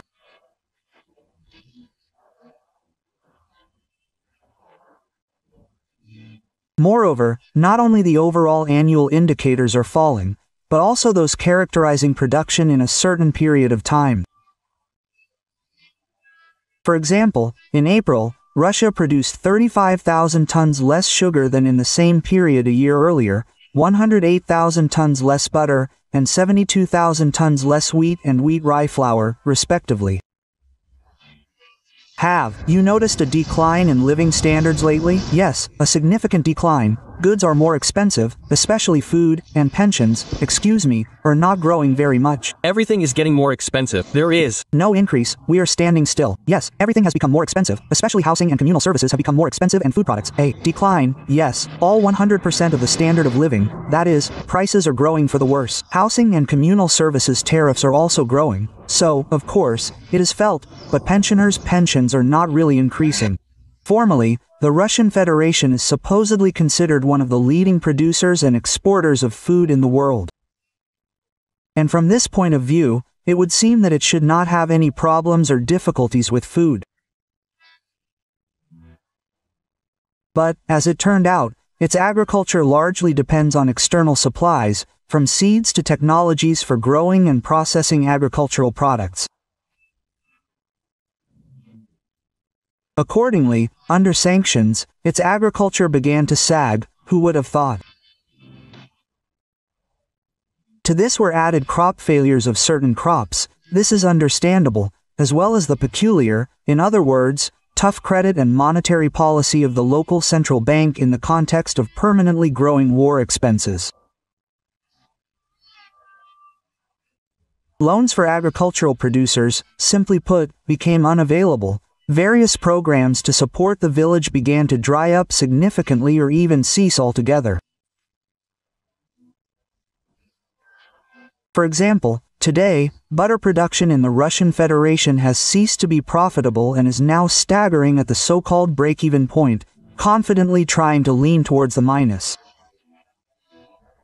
We have been told for many years how Putin, Medvedev, the security forces and United Russia kicked out Western companies and concerns from Russia, that is, all these General Motors, Huas, Hondas, Mercedes, BMWs, Caterpillars, everything that could be kicked out and saved Russia from occupation, from the squandering of resources. Remember, Putin said back in December on the direct line that if he had known that the war would last not 3 days, but 3 years, he would have taken this step. And he said that, of course, he would have taken it, because, let's say, if they had not gone to war, then, accordingly, Russia would have degraded there, lost its sovereignty and would have become a raw materials colony of the West. Now it turns out that we, decided to pull off this multi-move maneuver and are ready to say back.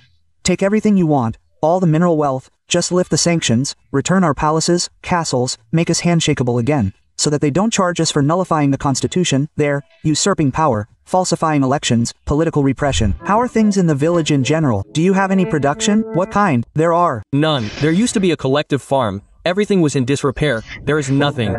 Russian agriculture is on the rise. Rodnovatsa has been completely destroyed. Kolko Druzhba was, there was a quarry, PMK plant was. 10 years ago I was better off than now. I stopped buying fish. I buy very little fish, because it is unbearably expensive. It was better 10 years ago, now it is even worse. Every year it is getting worse and worse. We buy less meat. Well, basically we only eat pasta, yes, potatoes. Now you used to not pay attention to prices, it hurt, but now you look at prices. And what is characteristic is that I do not make all this up myself. But this is what the Russians themselves write. In this case, our former compatriot, and now half-Russian Igor Dmitriev, a former deputy of the Odessa City Council, citing the official figures of Rostat.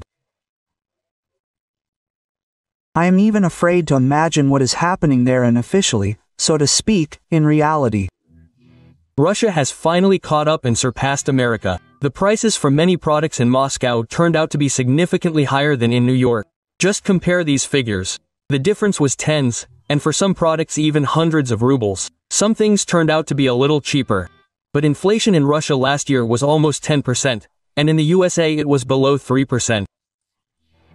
So we will soon overtake America here too. At the same time, the average salary in Moscow is 136,000 rubles, against 579,000 rubles in New York.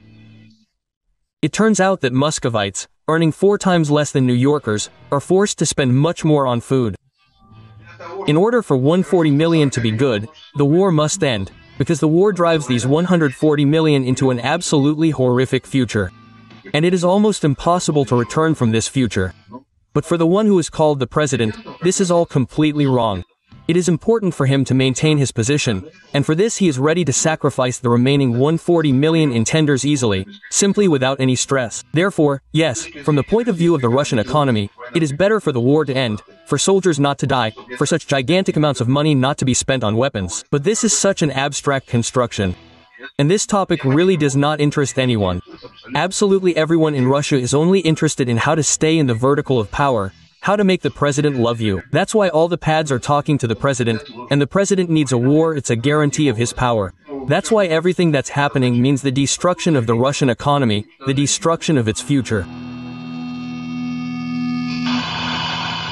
The An-2 has been flying for 80 years, and they can't replace it.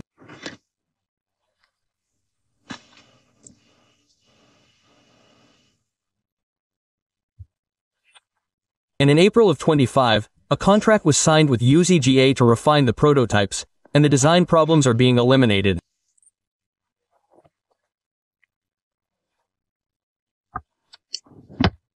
Vladimir Barsik, the director of Sibny, confirmed that the project is not being frozen, but certification may. I hope all these people have already been arrested.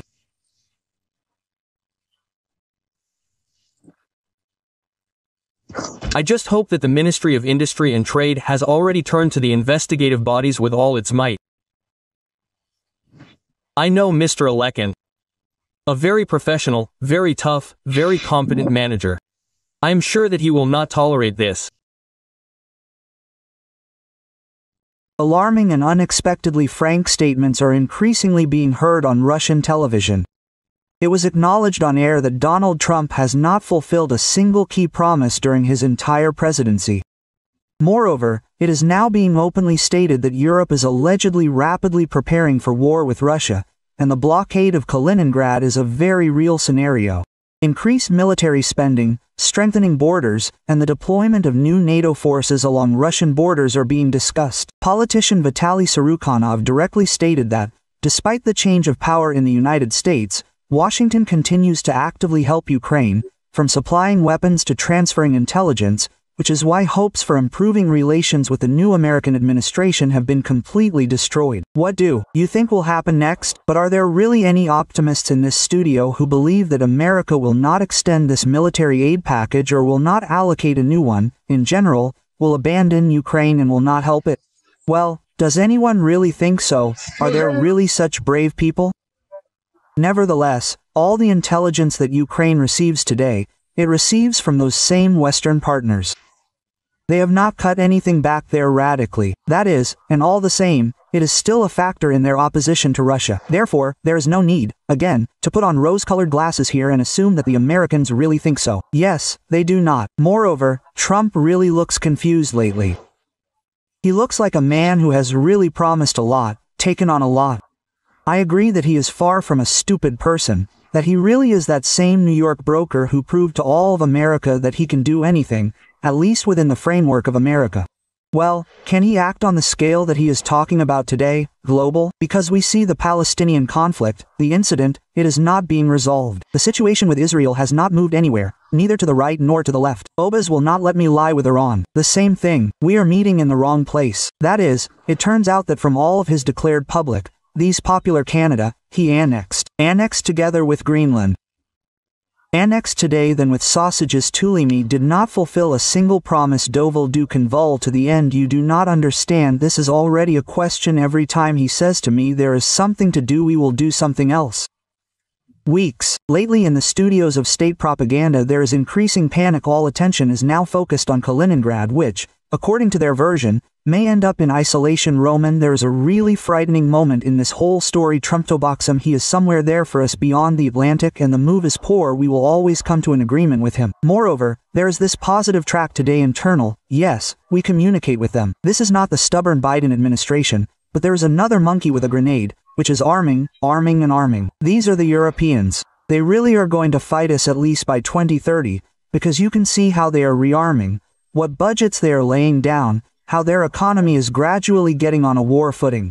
And what is most characteristic, here, at least as I see it, they are developing new ideologems, completely Astribian. Remember, I was saying that someday we will remember old Lady Merkel with affection or kind shudder. And we thought that Scholz, well, that's it, that's the bottom of European politics, there's nowhere further to go. And then from somewhere at the bottom there was a knock, Merz appeared with some kind of foamy drink, said, "Hold my mug." That is, these are not politicians, these are not managers, these are some kind of would-be managers who cannot be trusted with just a cart, you know, from a supermarket. The rhetoric has changed. Those who were recently called weak European managers are now described as determined and dangerous rivals. And after 3 years of war, this is the main question heard on the air. What to do next?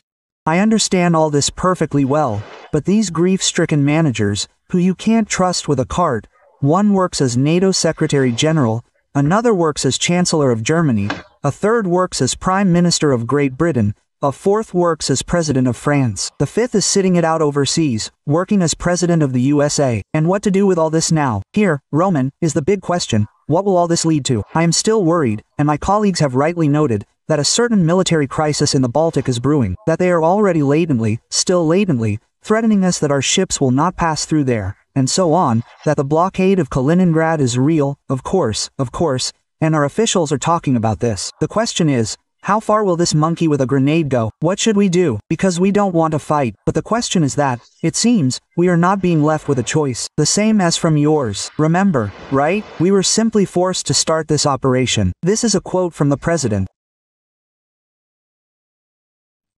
There are no safe places now. I don't know what will happen next. A difficult protracted conflict with a very serious enemy. Russian television continues to admire Operation Spider's Web and is no longer embarrassed to admit that it was a complete failure for them. Military correspondent Alexander Kotso said that the strikes on their airfields cannot be called terrorist attacks. After all, they are military targets. What happened to our planes all over the country? I'll be honest, I'm not inclined to classify this as terrorist attacks. We are at war after all.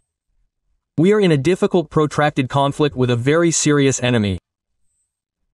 Well, I'm not talking about the collective West now, I'm talking about Ukrainians in their pure form, and because they are a very dangerous, cunning, inventive and insidious enemy. Now, it turns out, it's not only the West that is a serious and dangerous enemy, but Ukrainians in their pure form. If at the beginning of a full-scale invasion they had been told that they would publicly acknowledge the professionalism of the Ukrainian special services and would suffer such losses, Z patriots would have only laughed, because his colleagues are still trying to convince the people that they are fighting the collective West, and that is precisely why they have been marking time for years. We are fighting NATO, you are ignorant, Nazis. But Kots admitted that all this is a lie, and they cannot cope with the Ukrainian armed forces. I'm also not a supporter of blaming everything on Western special services. Today, many of our highly respected authoritative experts say, it was not the Ukrainians who did this, it was Misha there, it was the SAT, it was the CIA.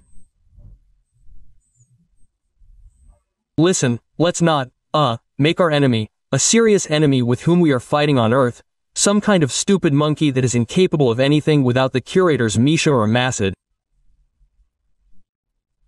This is not true. Ukrainians are very inventive, very cunning, as I have already said. That is, now Russian war correspondents themselves admit that their propaganda brazenly lies and underestimates the enemy's forces, calling Ukraine a puppet of the West, which is not capable of anything without their help. Some planes that we no longer make, well, such as the Tu-95, for example, yes, the idea itself, the execution itself, it seems to me, is purely Ukrainian. I would still say that this is sabotage, not a terrorist attack, because we are at war and they attacked military airfields, not civilian ones. What happened in the execution?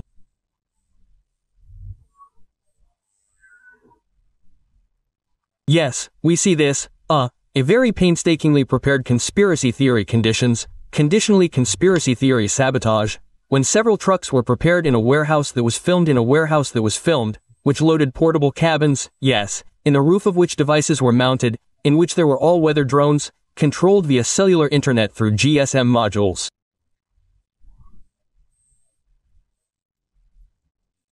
There are a lot of questions.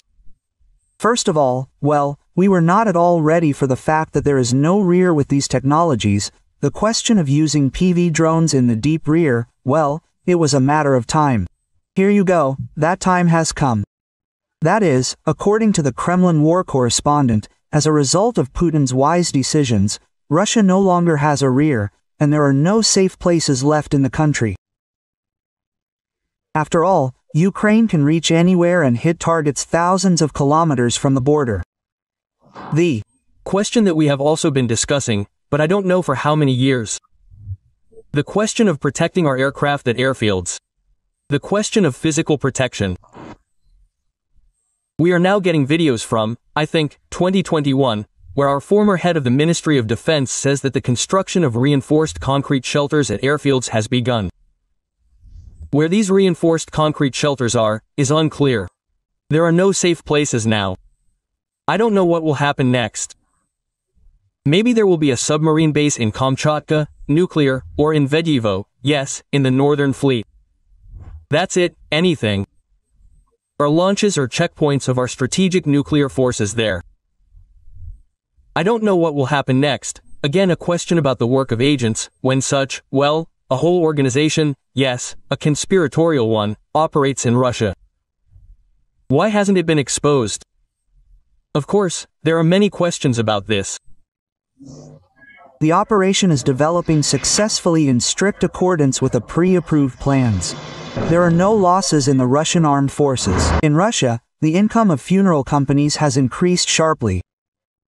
In January to April 2025, they earned almost 40 billion rubles, which is 13% more than in the same period last year. At the same time, the greatest income was received by funeral organizations in St. Petersburg. In the Moscow region, the total income of specialized companies also increased by 13% to 3 billion rubles. In the Krasnodar territory by 12% to almost 2 billion rubles. In Tatarstan by 16% to 1.1 billion rubles. What happened? Why is all this happening? According to Rostat, almost 663,000 people died in January to April, which is 4.5% more than in the same period last year. Also, according to Rostat, in April, compared to April 2024, the production of a coffin went up in price by 9% and a grave by 15%.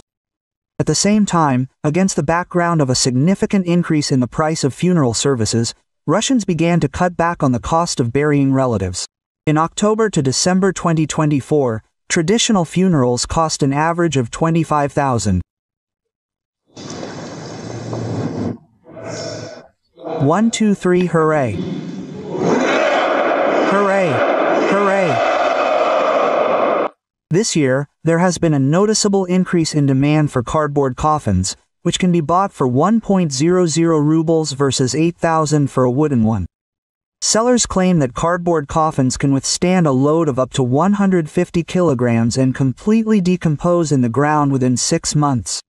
They are like wooden ones in several decades. They also burn out faster during cremation. Hammer, hammer, hammer. And we, I am sure, will achieve the result we need. And they are simply transferring us to meat. Yes, it is generally just useless. The guys were told like this. Landing a forest belt, he says. Well, if you get to the Ukrainian stronghold, we checked all the drones there. It seems there are none. He says, I wish all SVSNs to attend Kobzone's concert. The whole country, in principle, the unity of the country rests on 3 pillars. These are TV, the central bank and the FSB. Do you understand? That is, as if propaganda financing of the regions from the center of Russia and this, well, as if a real puppet vertical, such a semi-invisible one consisting of forests, where each appointee to any position has a deputy in uniform. First, all the money is taken and then, handed out from the master's shoulder.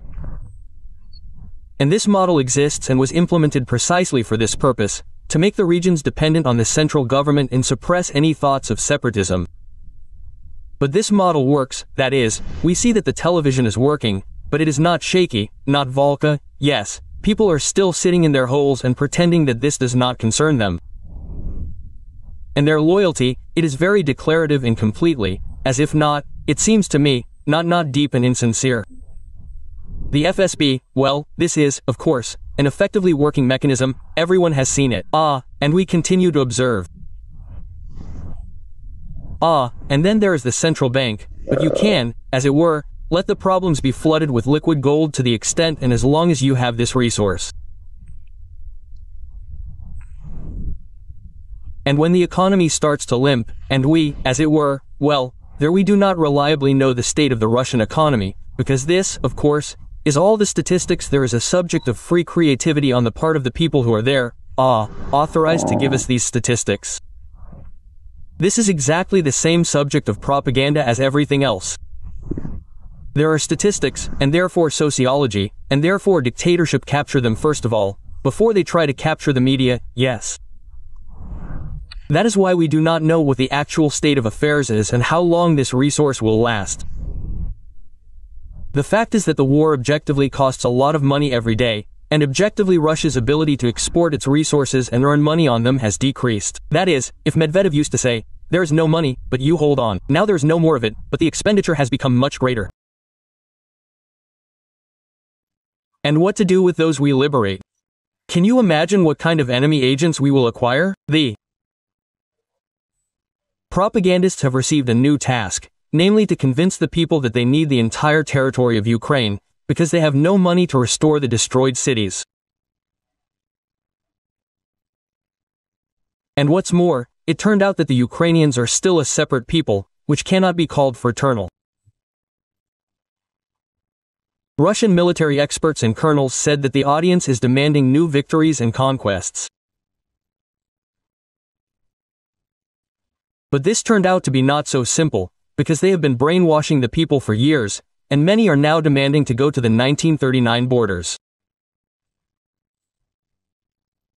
And propaganda has to find an excuse and explain that this is still impossible.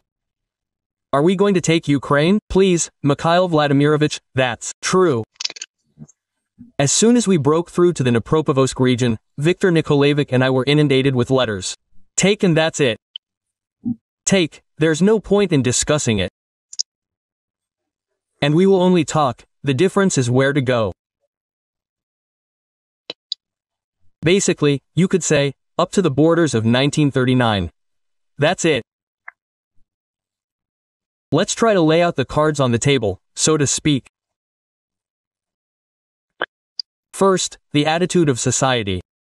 Well, the Ukrainians have shirkers, we have relaxants. Will they lay down their heads, yes, for this Ukraine or what? Got it. Thanks for the answer. And then the economy. Let's look at the state of the economy now. That is, state propaganda has just admitted that the Russians themselves no longer want to sacrifice their lives for the sake of territories. And they also said that they do not even have the money to restore those cities that were captured 3 years ago. And what can we say about new conquests? Mariupol, like Mariupol, just look at it, it's a picture, and people already live the same way as, say, in Kazan. Not yet. And why didn't we restore Azovstal? The question is up in the air, it means there wasn't enough money and forces. Specialized ones that restore such production. And what kind of plant was it? That is, they came to the territory of Ukraine, burned the cities, and now they say that they will not be able to restore it all. What can I say? The most real liberation. Earlier they assured that Russia would restore everything and it would be even better than before. You see, you need to look at the ruins, remember the ruins of Stalingrad, look at the ruins of Minsk. You see, when it is necessary, there is nothing left. My grandfather told me, he says, I have never seen anything like this. Because when it is necessary to liberate the land, we must liberate it, and we will restore and regret it later. But now no one is even trying to save face. And if, for example, we really push through somewhere into the boulder, take Kharkiv, Dnipropetrovsk, Nikolaev, I will not even mention Odessa yet. There is nothing to restore there. What money? The belly button will not come undone. Has anyone thought about this? No, but that is a question. But now they do not need Kharkiv and Dnipro, because there's no point in ruins after all. Our president talked about taking all of Ukraine. No, so far he talked about what?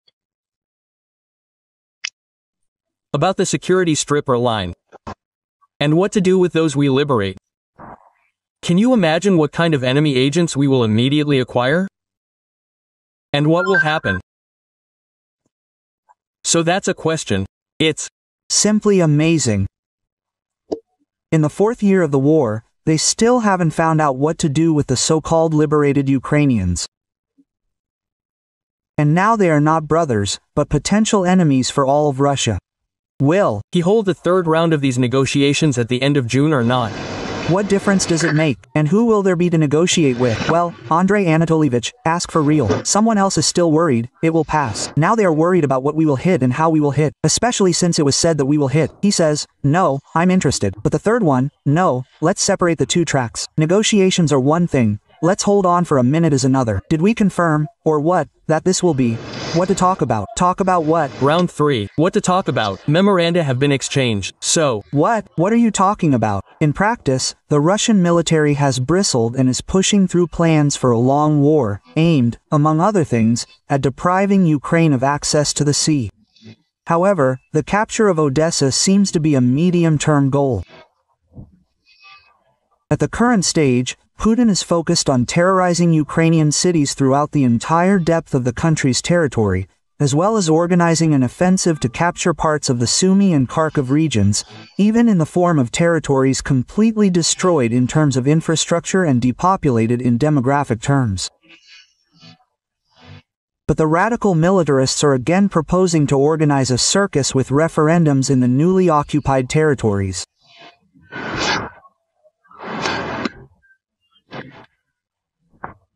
Was the assertion of one of our negotiators that if 4 new Russian regions are not recognized right now in the near future, then next time there will be 6 regions.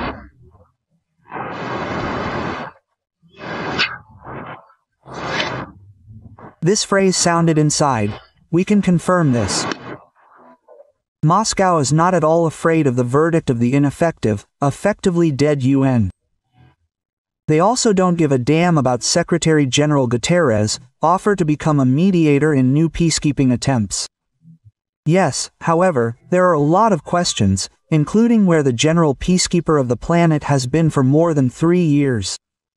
Frankly speaking, a new negotiating show with his participation does not inspire any optimism. Moreover, in terms of information, UN peacekeeping can be a cover for expanding Russian aggression. But these people are sitting from head to toe in. Here are all these airfield commanders, FSB directors, service, this Narishkin, this Patrushev, and they think like this, that is, we have screwed up everything. So who can we punish? Everyone. We all need to be punished, or let's maybe send Putin home already. Well, since that's the story, now if we finish Putin off, as it were, and finally resolve the Putin issue, then all this will be forgotten. This whole life will start all over again. It will turn out that he is guilty, but there will be someone to blame. The Kremlin veteran himself had an ambivalent attitude towards his own military due to the fear of a military coup, similar to the notorious Wagner March in June 2023. For this reason, in Russia, the generals look like bastards with the heroes of the SVO. Actually, all this is a projection of Putin's fears, which see threats to their dictatorship in everything and everyone. And where should the sanitary zone end? Well, it won't go near Kharkiv, apparently. It should end somewhere near the Carpathians. Oh well, exactly, the Atlantic. By the way, if anything, I'm ready. If necessary, right now, in my free time from the air, I'm ready to serve the motherland in any capacity. Ask for his book tomorrow in the section for those with early dementia or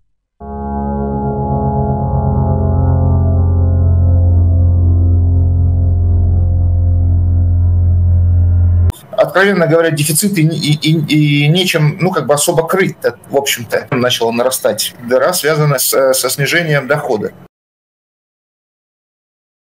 Даже на кремлевском радио уже открыто признают, что санкции все же работают. Ситуация в экономике стремительно ухудшается. Цены на нефть падают, а деньги уходят на войну, которая не приносит результатов. Они признают, что денег в бюджете все меньше, и где их брать никто не знает. Консультант по экономике и технологиям Петр Заборцев признал в прямом эфире, что в бюджете образовалась дыра, которая связана с падением доходов. И одна из главных проблем России – это снижение цен на нефть. Ситуация действительно усложняется. Уже в начале года стало понятно, что федеральный бюджет в тех параметрах, которые он заложен в рамках закона в прошлом году на этот год, не исполняется, то есть в нем начала нарастать дыра, связанная со снижением дохода. Сейчас, когда динамика цен на нефть, от которых очень сильно зависит бюджет, показывает, что она намного ниже, чем та цена, которая заложена в бюджет, стало понятно, что доходов, особенно нефтегазовых, будет меньше. И меньше в текущем корректировке практически на четверть. Меньше этих доходов ожидается в этом году. То есть теперь из-за нехватки денег в бюджете в стране происходит сокращение расходов на все сферы жизни, которые даже не связаны с войной. Но на так называемую СВО правительство России сокращать расходы не планирует. То есть теперь вместо развития промышленности, образования и в целом благосостояния страны бюджет уходит на разрушение Украины и могилизацию собственного населения. В целом, я еще раз говорю, ситуация усложняется. Действительно, конъюнктура внешне не располагает. Можно ли говорить о том, что в перспективе возможно сокращение расходов бюджета? Дело в том, что, Иван, сокращение расходов бюджета уже идет. Оно идет уже несколько лет, оно связано с специальной военной операцией. Дело в том, что динамика расходов, она не сильно меняется, а вот доля, расходов на оборону, национальную оборону в ней резко растет. Это значит, что другие расходы сокращаются и перераспределяются, расходы в пользу оборонных. То есть они прямо признают, что Путину важнее не развивать свою страну, а вести захватническую войну против другого государства, наращивая при этом российские кладбища. А дыру в бюджете закрыть просто нечем. Откровенно говоря, дефицит и нечем, особо крыть, в общем-то. То есть внешние займы закрыты, по большому счету. Внутренний займ – это в основном только сам у себя, потому что основа финансового сектора – это госбанки. Вот. А ликвидная часть фонда национального благосостояния, она потихонечку...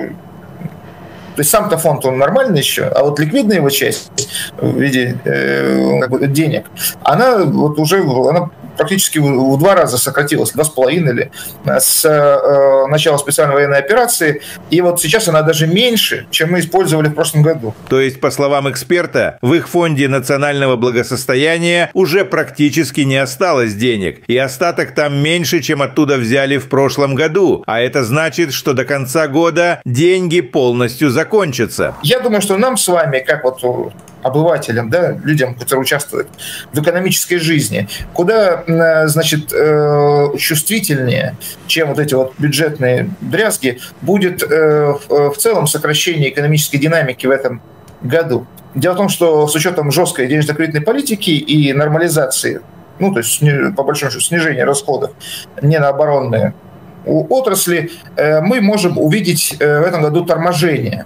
Вот степень его резкости, торможения экономики, то есть снижения экономической активности, она будет от сектора к сектору разной, но она будет. То есть понятно, что стройка просто уже резко тормозит, это все ясно. То есть получается, что из-за путинской войны государство больше не может тратить деньги на что-то полезное для населения, и в скором времени каждый житель России прочувствует это на себе.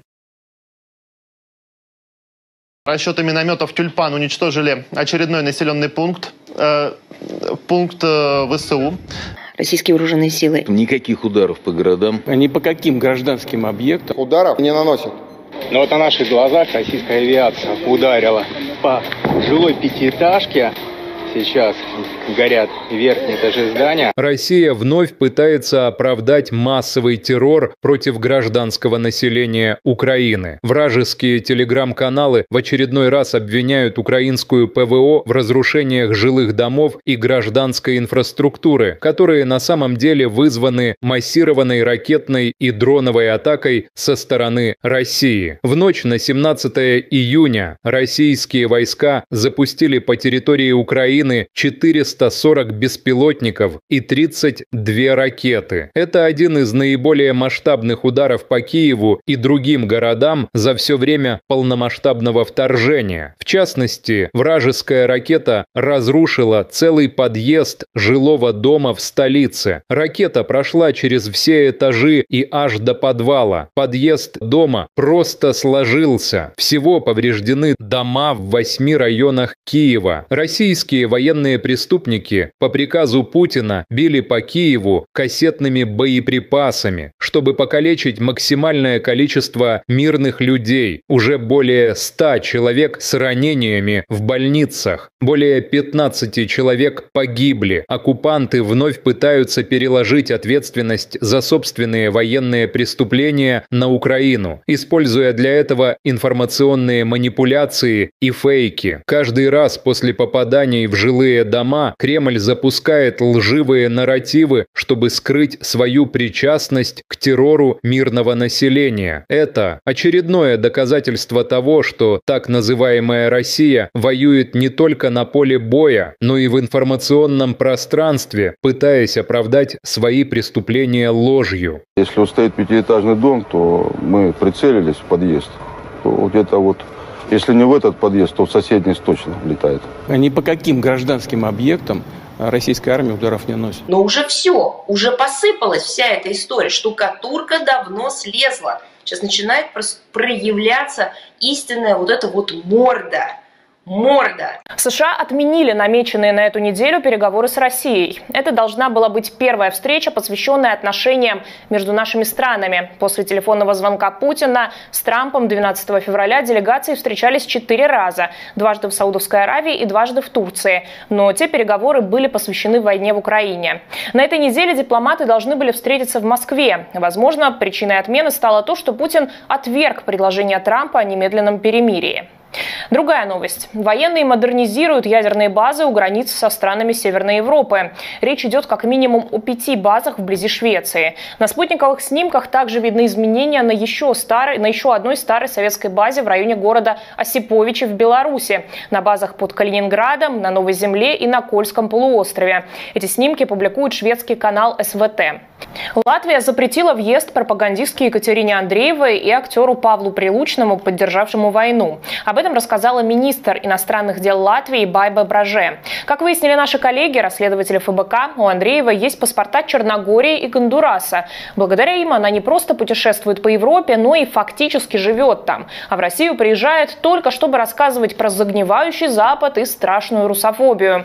Довольно часто Андреева рассказывает конкретно про Латвию. Якобы там реабилитировали нацизм. Что, впрочем, не мешало ей регулярно ездить в эту страну. У нее там живут дочь с мужем и внучка.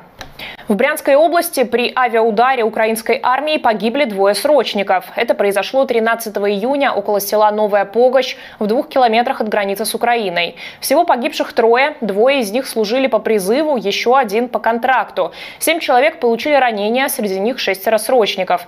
По подсчетам медиазоны, за годы войны погибло 2400 военных в возрасте 18-20 лет. Большинство из них либо призывники, которых вынудили подписать контракт.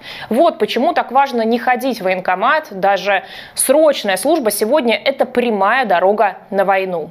В Ханты-Мансийском автономном округе в поселке Березово поставят вот такой памятник герою СВО за 5 миллионов рублей. Фигура около 2 метров из стеклопластика смотрит вперед с серьезным выражением лица. Это описание из технического задания. Поселок удаленный находится в 300 километрах от Салихарда. Там живут примерно 6500 человек. При этом туда не ведет ни одна дорога.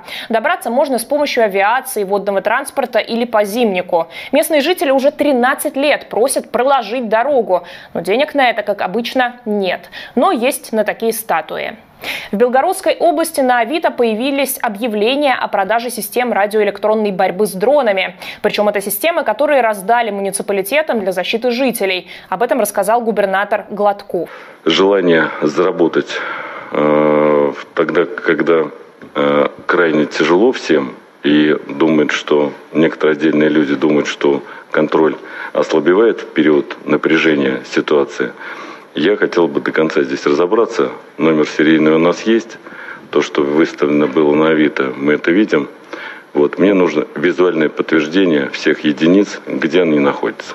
Белгородские власти потратили около 1 миллиарда рублей на систему защиты от беспилотников. И теперь стало понятно, почему они не справляются со своей задачей. Их просто воруют и продают. В Сочи бушует шторм с ливнями и градом. Непогода началась еще вчера. Затопило несколько районов города, реки вышли из берегов, а в горах выпал снег. Упавшие деревья повредили электрические сети, так что многие дома остались без света. Вода залила подвалы и парковки. Все городские пляжи закрыты для посещения. Городские службы перешли на усиленный круглосуточный режим работы. По прогнозам синоптиков, такая погода продлится до завтрашнего дня. Посмотрите видео от местных жителей. Река Ира вышла из берегов. Ира, смотри, тихо, бревно. Бревно, да, сейчас объедем. Тихо, тихо. Ирка сбушевалась, блин.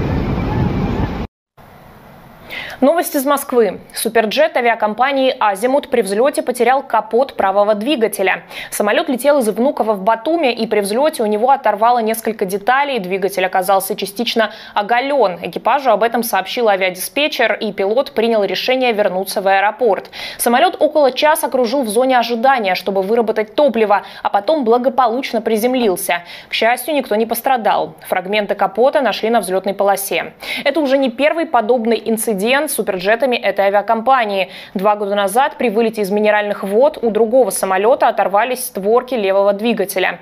Ну и вообще, после начала войны и санкций российские суперджеты часто попадают в новости из-за технических проблем. В 2024 году журналисты зафиксировали 102... Как могут спокойно ходить по земле русские люди, которые опозорили великую авиационную индустрию? Родина Антонова, Туполева, Сухого, Микояна, Гуревича. И вот сейчас появляется кто-то и говорит, что ну там сюда миллиарды, туда миллиарды. Не получилось. Дипломы аннулировать. Вы не авиационные инженеры, вы не конструкторы. Вы позор народа. Вы страну опозорили. Военкор Александр Коц всерьез напуган. Он сообщает, что в России не осталось безопасных мест. Украина может ударить в любой момент и куда угодно. Нет теперь безопасных мест. Я не знаю, что будет следующее. Удивительно, что критическое мышление проснулось лишь у Ходоренка и Коца, которые смогли сделать вывод, что российская военная инфраструктура – это законные цели. Что произошло у нас по всей стране с самолетами? Я вот честно скажу, я не склонен это квалифицировать как террористические акты. Мы все-таки воюем, у нас идет тяжелый затяжной конфликт. Он также додумался до того, что Украина способна проводить успешные операции, в то время как остальные зетники закрывают глаза на очевидные вещи и пытаются приписать наши достижения другим странам. Им очень не хочется признавать, что Россия напоролась на серьезного противника, который может дать им отпор. Я вот тоже не сторонник все валить на западные спецслужбы. У нас многие очень уважаемые авторитетные эксперты сегодня говорят, это не украинцы сделали, это там Ми-6, это Моссад, это ЦРУ. Слушайте, ну давайте не будем тоже из нашего противника, тяжелого противника, с которым мы воюем на земле, делать какую-то глупую обезьяну, которая сама без кураторов Ми-6 или Моссада ни на что не способна. Это не так. Украинцы очень изобретательны, очень хитры. Коц продолжает блистать умом. Понемногу до россиян начинает доходить, что они до сих пор не готовы защищать свою инфраструктуру от ударов. Вопросов очень много. Во-первых, мы оказались совсем не готовы к тому, что тыла нет. При вот этих технологиях вопрос применения FPV-дронов в глубоком тылу был вопросом времени. Вот, пожалуйста, это время настало. Военкор сообщил, что россияне начали замечать обещания укрыть российские аэродромы, которые не были выполнены. У нас сейчас достают ролики 21-го, по-моему, года, где у нас бывший руководитель Министерства обороны говорит, что началось строительство железобетонных укрытий на аэродромах. Где эти железобетонные укрытия? Полковник объяснил своим зрителям, что Россия не может ликвидировать ракеты, которые поставляются в Украину. Ой, я легко вам скажу, что надо делать. Эти заводы надо уничтожать. Хоп, и все. Кнопку нажал, баронец, ракета полетела, заводика нет, да? А почему же не уничтожаются? Ведь уже другие ракеты подвозили целыми эшелонами, караванами везли на Украину. И вы нас запытывали, баронец, не лезь по корягу, не виляй хвостом, говори, почему не уничтожаем. Я отвечал честно и прямо. Или не можем, или нет команды. Второе, мне кажется, смешным. Такого не бывает. Далее зетник объяснил, что российская разведка и близко не сравнится с украинской. Странно, что в России еще никто не догадался, что российские спецслужбы должны быть заняты раскрытием секретных операций, а не преследованием россиян за плохие высказывания в сторону Путина. Я чрезвычайно уважаю разведку. Я когда-нибудь поговорю, мы можем ее хвалить. Это доблестнейшие люди. Это в какой-то мере для меня разведка такая святая структура. Но ведь прокол уже вагон и маленькая тележка, да? Начинаешь с того, что как были просчитаны возможные результаты начала специальной военной операции, а потом дальше. А потом мы вдруг стали думать, чесать репу, что у нас нету разведывательных структур на территории Украины. Да. А тут в России, как в шею бездомной собаки, этих вот самых разведчиков, завербованных специальной службой безпеки Украины. Это же правда. Ну, согласитесь, что тут Украина очень сильно постаралась, а теперь мы волосы на голове рвем. Говорят, пушки вместо масла – это плохо, а если ракеты вместо масла? Или история о том, как кончилось там масло дофига? Путин перестраивается на позиции Золотой Орды или хана Кучума. Ну, что тут скажешь? Если Господь хочет наказать державу, он ее лишает разума. В стратегическом плане Владимир Владимирович Путин очень успешно загнал Россию головой в солдатский сапог или валенок. И мы там сейчас лежим и, соответственно, наслаждаемся запахом. Судя по всему, так называемая СВО постепенно превращается в России в СЭО – специальную экономическую операцию. За январь-апрель в России впервые по сравнению с 2021 годом существенно упало производство продовольствия. В годовом измерении показатели по так называемой большой продовольственной тройке: сахара меньше на 32,3%, масла меньше на 15,5%, муки меньше на 7,8%. Причем падают не только общие годовые показатели, но и характеризующие производство в определенный период времени. Например, в апреле на РФ было произведено на 35 тысяч тонн сахара меньше, чем в тот же период годом ранее, меньше на 108 тысяч тонн масла и на 72 тысячи тонн меньше пшеничной и пшенично-ржаной муки, соответственно. Замечаете ли вы в последнее время снижение уровня жизни? Да, значительное снижение. Товары дороже, особенно продукты. А пенсия, извините, не очень растет. Все дорожает. Повышения нет, стоим на месте. Да все подорожало, особенно ЖКХ подорожало и продукт питания. Снижение, да, все 100% уровня жизни.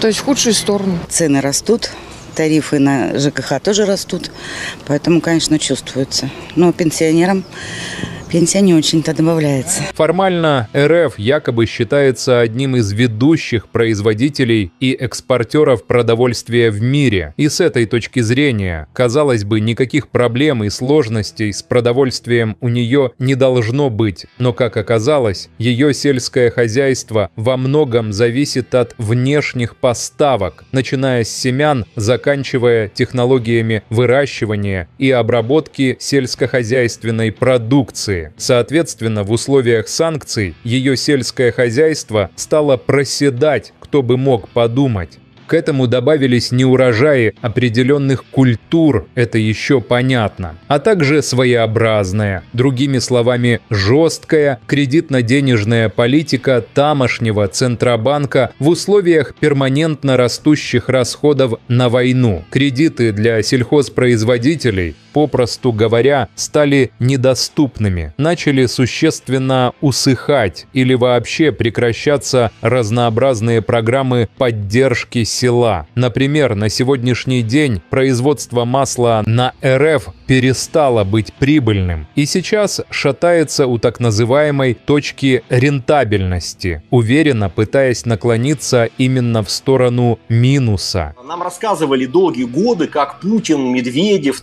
силовики с единороссами выгнали из России западные компании, концерны, значит, все эти General Motors, Hyundai, Honda, Mercedes, BMW, Caterpillar, все, что можно было, выгнали и спасли Россию от оккупации, от разбазаривания ресурсов. Вспомните, Путин еще в декабре на прямой линии рассказывал, что если бы он знал, что война будет длиться не 3 дня, а 3 года, пошел бы он этот шаг. И он сказал, что, конечно, бы пошел, потому что, скажем так, если бы не пошли на войну, то, соответственно, Россия бы деградировала, утрачивала суверенитет и стала бы сырьевой колонией Запада. Вот теперь оказывается, что мы вот такую многоходовочку решили провернуть и обратно готовы, говорит, забирайте все, что хотите, все недра, только снимайте санкции, верните наши дворцы и замки, сделайте нас снова рукопожатными, чтобы нам не предъявляли за обнуление Конституции, узурпацию власти, фальсификацию выборов и политические репрессии.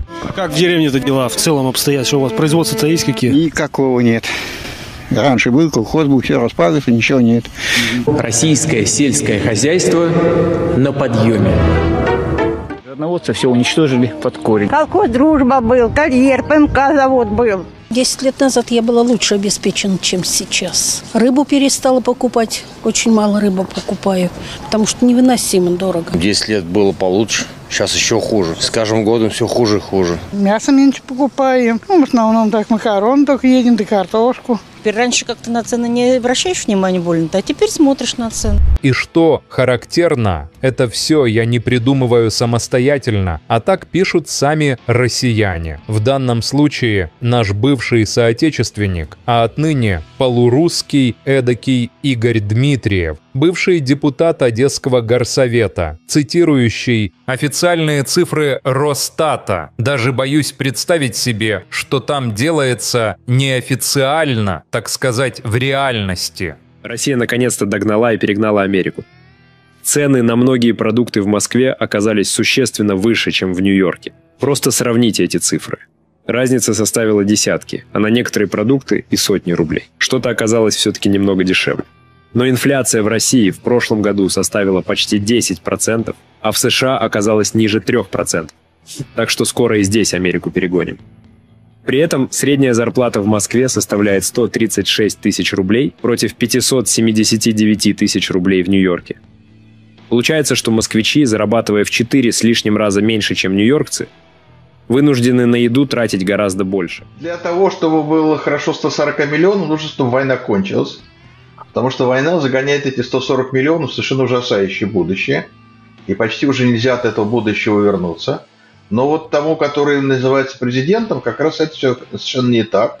Ему важно сохранить свою позицию, а для этого он готов пожертвовать интересами остальных 140 миллионов легко, просто без каких-либо напряжений. Поэтому да, с точки зрения российской экономики лучше, чтобы война прекратилась, чтобы солдаты не погибали, чтобы не тратились такие гигантские деньги на оружие. Но это как бы такая абстрактная конструкция.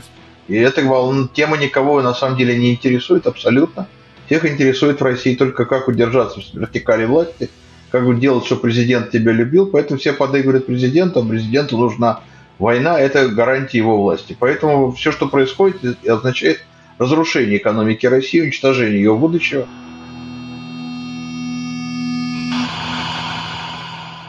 В 80 лет летает Ан-2, а заменить его не могут. И в апреле 25 года с УЗГА подписан контракт на доработку опытных образцов. А проблемы с конструкцией устраняются. Директор Сибне Владимир Барсук подтвердил, что проект не замораживает, но сертификация может затянуться. Я надеюсь, все эти люди уже арестованы. Я просто надеюсь, что уже вовсю Минпромторг обратился к следственным органам. Я знаю господина Алиханова, очень профессиональный, очень жесткий, очень грамотный управленец. Я уверен, что он это не потерпит.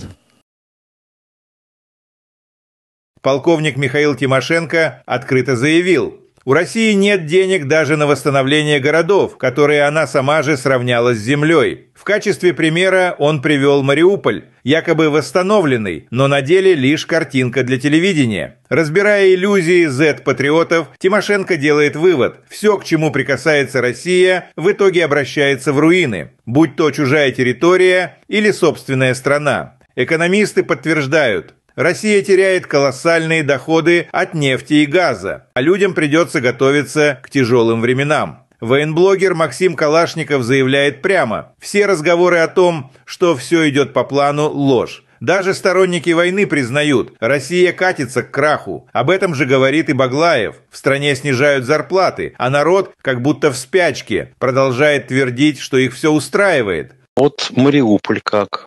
Вот Мариуполь, так посмотришь, прям картинка. А люди уже живут так же, как, допустим, в Казани. Нет еще пока. А почему мы не стали восстанавливать Азовсталь? Вопрос в воздухе. Значит, денег не хватило.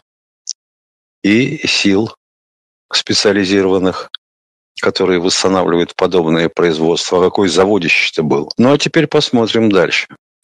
А если мы, допустим, вот действительно просунемся куда-нибудь вглубь, возьмем Харьков, Днепропетровск, Николаев, про Одессу не говорю пока.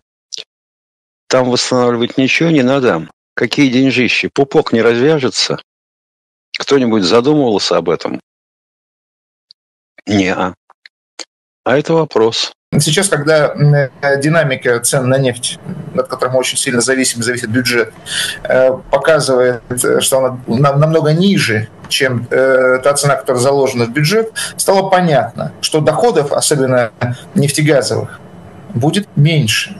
И меньше вот в текущем корректировке практически на четверть. Меньше этих доходов ожидается в этом году.